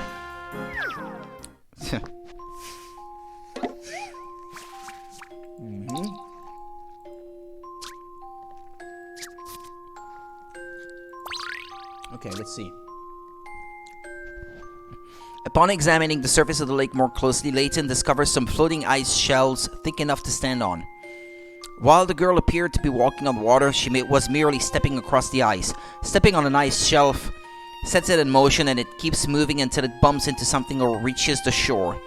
Use the floating ice shells and the small islands in the lake to your advantage and help Layton catch up to the girl. Okay.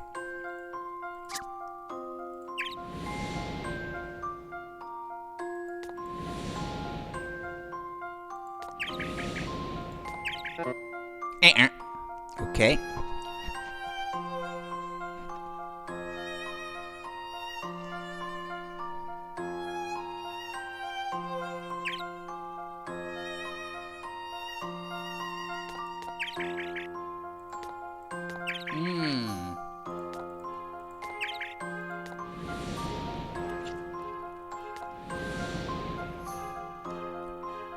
I'm stuck now, though.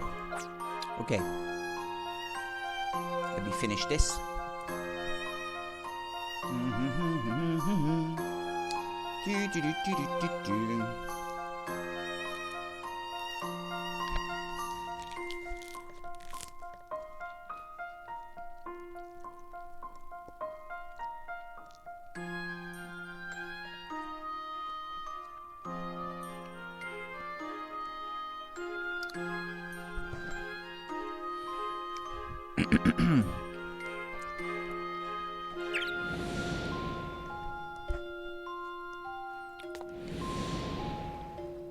No.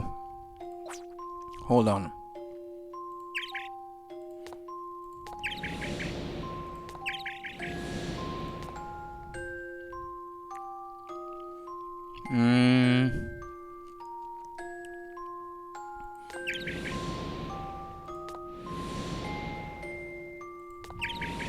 Well, no, that's completely pointless what I just done.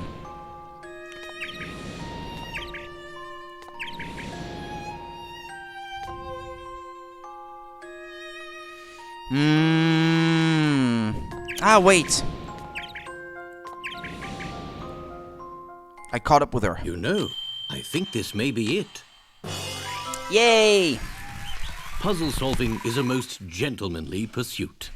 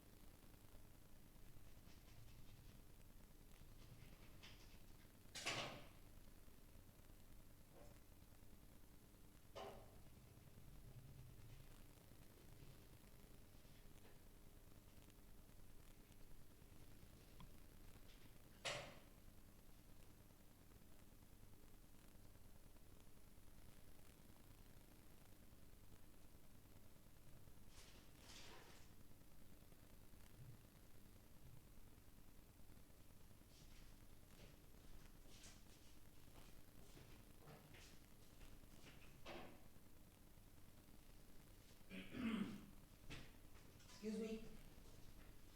I'll be right back.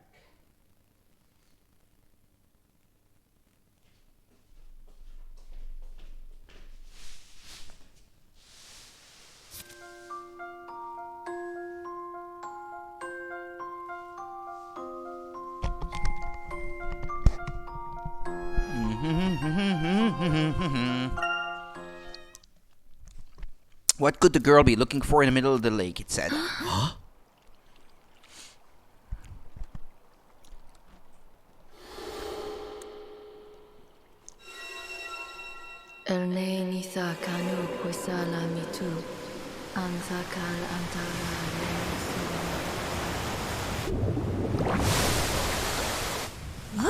Is that?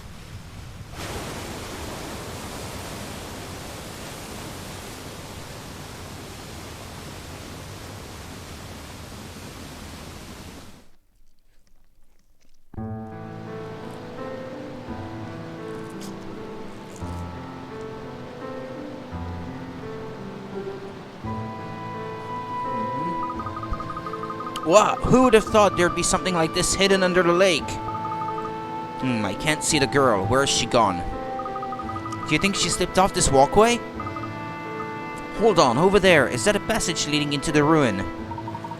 The girl must have gone inside. Come along, we don't want to lose her again.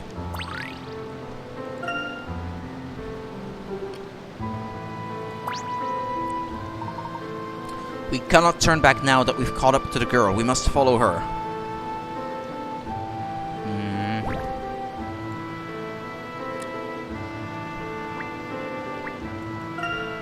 I hope I don't slip here.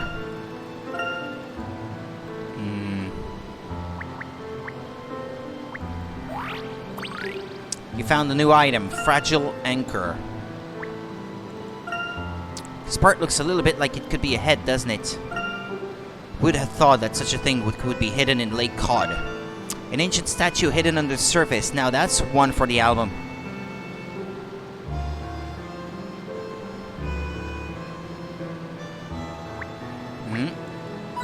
Okay, there's a coin here.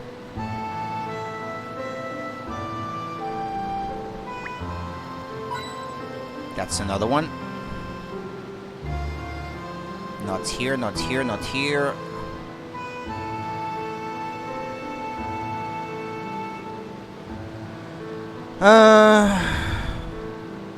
Up here perhaps? No, no, no, no.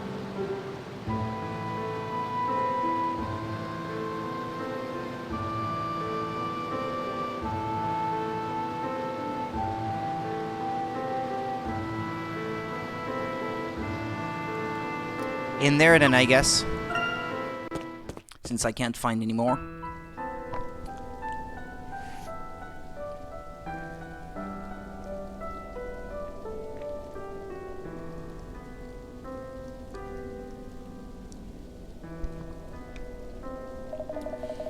Good grief, I never would have imagined this. I think these ruins are responding to the girl. So they too must be Azran, yes, no doubt about it. Wow, so your theory was correct, Professor Sycamore. It would seem so. An ancient Azran structure with a powerful magnetic field that disrupts passing aircraft. Of course, that is just an unfortunate side effect. I should really like to know what the true purpose of this place is. Professor, I see her!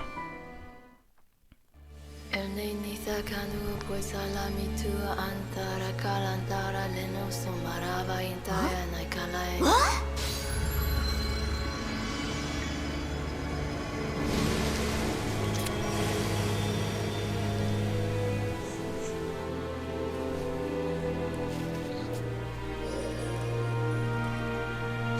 How on earth did you do that? I am the emissary of the Azran people, Aurora. I see. The time has come for the power of my people to be passed on. Our legacy to the world we left behind. If you wish to know our secrets, and your motives are pure, then all will be revealed.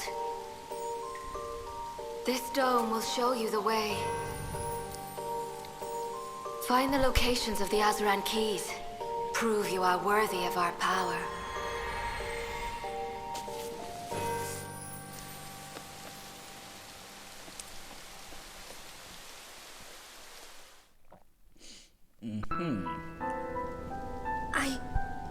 What? Where am I? So you were not aware? You called yourself Aurora just now. Is that your name? Aurora? I don't know. Do you remember being trapped in the ice? Me? Trapped in ice? You claim to be the emissary of the Azran. Is it possible that you were sent by the Azran people as their messenger? I think that's what an emissary is. A messenger? No. I don't know. Perhaps your role as a messenger operates only on a subconscious level. The Azran have sent us their greatest puzzle yet in the shape of this girl. It is up to us to rise to the challenge. I suppose you're right, but what could it all mean?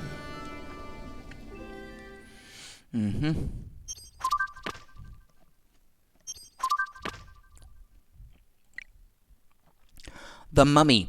The Azran people used a cryogenic technique to hold the girl in stasis until the day that she would be awoken by a future civilization. As the messenger of the Azran, Aurora is able to interact with Azran ruins and is likely the key to unlocking their secrets. By leaving a living messenger for future generations to find, the Azran ensured that their message would be heard.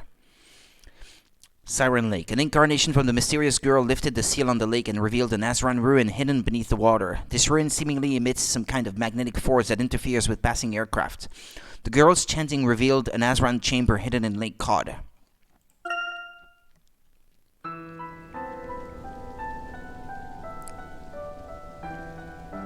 Any hint coins?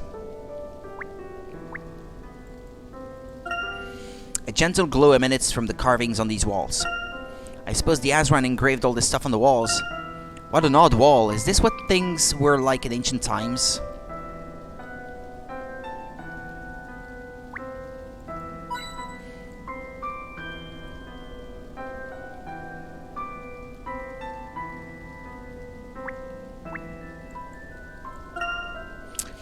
It's all a bit unsettling. I feel like hundreds of eyes are staring at me. The eyes depicted on the ceiling must have some significance. Curious. These pictures are just weird and eerie too. Sorry, wow, it seems nature has forced its way in through the stone roof. What gnarled old roots? How long have they been growing for? It appears even Azran structures cannot resist the power of nature.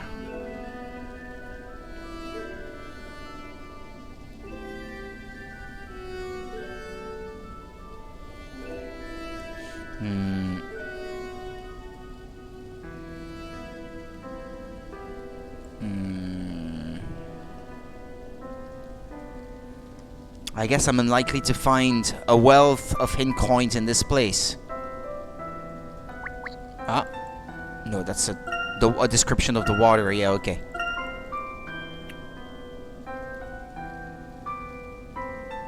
Well, let's talk to her.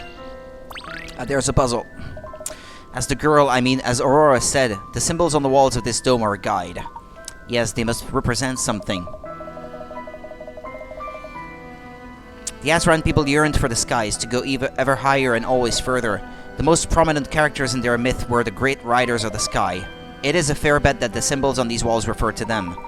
Gar saw upon her raven-feathered steed, in her hand a black-bladed sword sharpened on the edge of time, and in her heart the courage of an entire kingdom. Very good, you're familiar with Rutledge's Ancient Histories, then. It is the only mainstream work that discusses Azran myth. There's a story about the riders of the sky on these walls. Do you want me to read it for you? Ah, please do. At the dawn of time, the world was one big continent, and the celestial king sheltered all the lands beneath his ample wings. All living things served him. The king had 5 children, the great riders of the sky, but they were proud and coveted their father's throne. The constant warring of the riders exhausted the people and tainted the land. Roused at last to anger, the king drew his sword and made 4 strokes, slicing the land into 10 continents. His children, he banished them to live on earth. The king sealed the secret gates to the skies and scattered the 5 keys on earth, that his children might one day find them. Ever since that day, the king's children have gazed up at the skies, longing to fly again one day. Haha, now I see it. The patterns on the walls must represent the earth. If we were to gather the 5 keys, we could unlock the gates to the skies, or in other words, the power of the Azran. Incredible. I should very much like to solve this puzzle.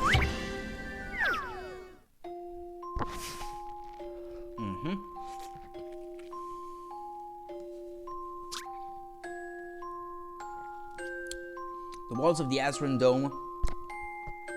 The walls of the Azran Dome tell the story of the Celestial King and his children, the Riders of the Sky.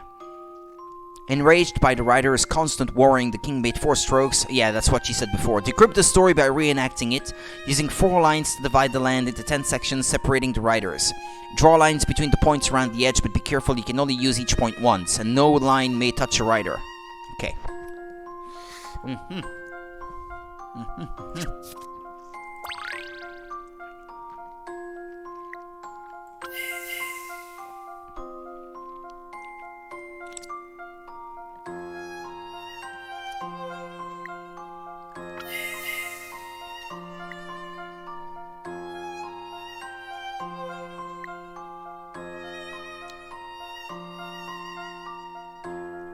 It would be touching 1 if I did it that way, like this.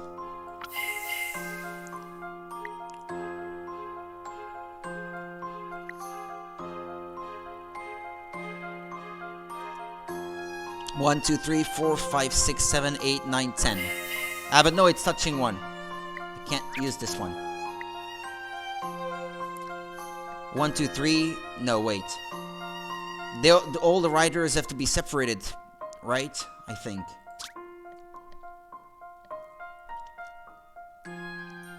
Okay. Separating the riders, it says.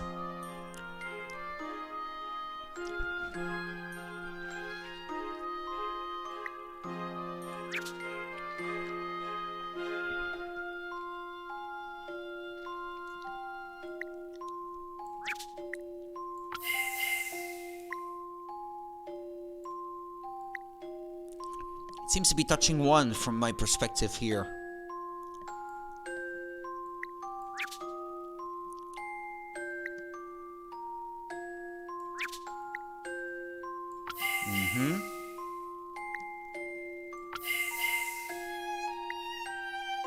Wait a second. That seems to work too. Well, that would only make 9.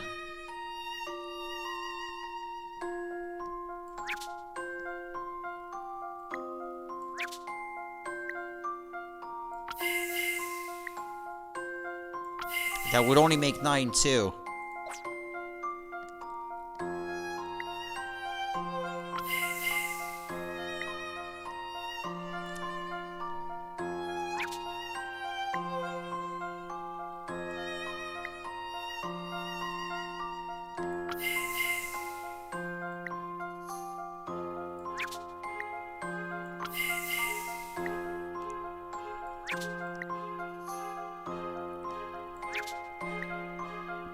Arrgh. I can make 10, but I always have these two left together, I guess.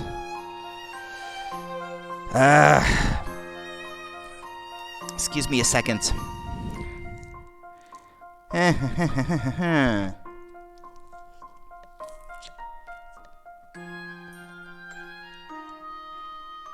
Okay, excuse me.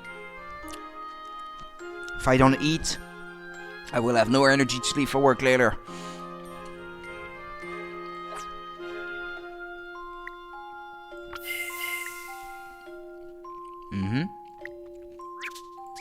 Yeah, you can hide the text.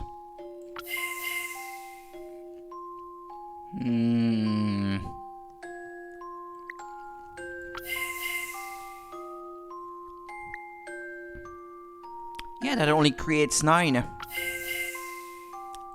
So that can't be the solution. But these two have to be separated. The one in the middle and the one at the top left. So I'm almost certain that you have to draw that line.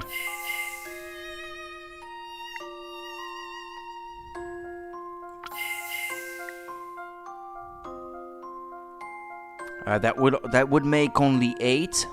So that doesn't seem likely.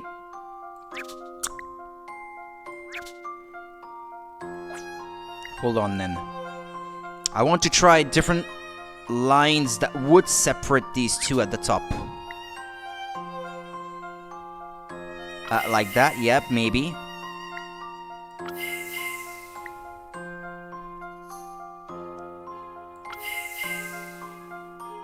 So that made 1, 2, 3, 4, 5, 6, 7. I need one more that will create 2 more parts. Let's see, 1, 2, 3, 4, 5, 6, 7, 8, 9. That's not possible. Or like that. 1, 2, 3, 4, 5, 6, 7, 8, 9, 10. Well, that seems to work for me, and that's not crossing any... You know, I think this may be it.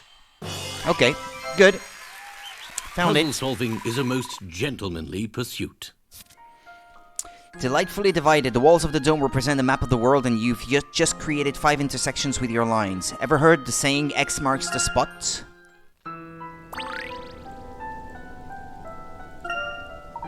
The 5 keys must lie at the points where the king's sword strokes meet. It's a metaphor. The celestial king in the story represents the Azran civilization, which means the king's children who were banished to Earth are us, the distant heirs to their legacy.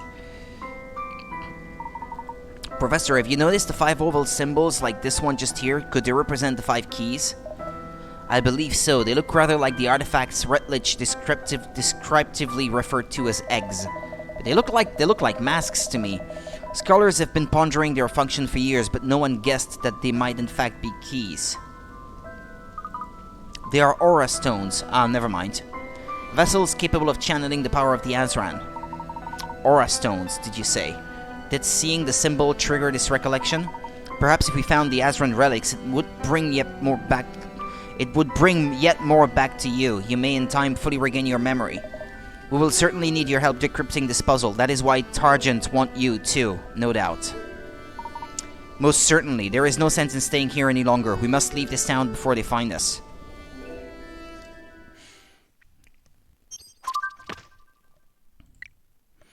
The walls of the Azran dome in COD indicate the locations of 5 egg-shaped Azran artifacts. These eggs apparently form the key that unlocks the legacy of the Azran, but what on earth could this mean in practical terms?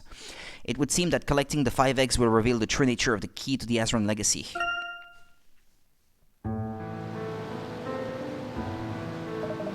Traveling to each of the locations indicated by the dome's walls will be quite an undertaking. All 5 sites appear to be in remote parts of the world. It would be wise to do a little research before we rush into action. It may also be prudent to ensure that Bostonius is fully stocked. Naturally. May I suggest our first stop be London? It's a little out of our way, but we can gather both supplies and information there. An excellent idea. That will also give us the opportunity to do more extensive repairs on the Bostonius. Good. It's decided. I shall go straight back to the ship and prepare for our flight to London. Professor, I leave Aurora in your care. Sorry. Understood. We will proceed cautiously. Good luck. This This is incredible. Are we really going to fly around the world, Professor? It sounds a bit dangerous, but really exciting too. What? Around the entire world? Aurora, I must tell you, your people are gone, and this world is no longer the one you once knew. You owe us nothing, but we need your help to solve the puzzle of the Azran. Would you please accompany us on this journey? In return, we will try to help you regain your memory, if that is what you wish. Come on, Aurora. It's going to be amazing. Trips with the Professor are always really exciting. Alright, I accept. I will go with you.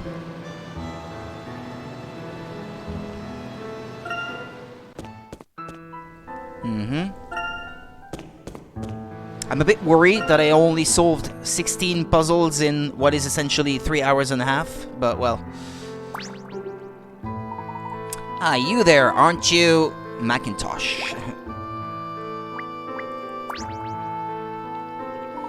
Hey, you there, aren't you Professor Layton? Yes, that is correct. Wow, I never thought I'd run into the famous Professor Layton all the way out here. The name's Macintosh, by the way. Still, if you're here, that must mean I'm not too far off the mark. Because I'll bet you came in to investigate the secrets hidden in Siren Lake, am I right? Secrets? I'm not sure what you... Haha, no need to play dumb, Professor. We both know about a certain ancient civilization. Wink wink, nudge nudge. In fact, I think you'll find my latest paper on it very interesting. I'll be presenting it at a conference in the not-too-distant future. Right then, I won't keep you. We both have investigating to do. Excuse me.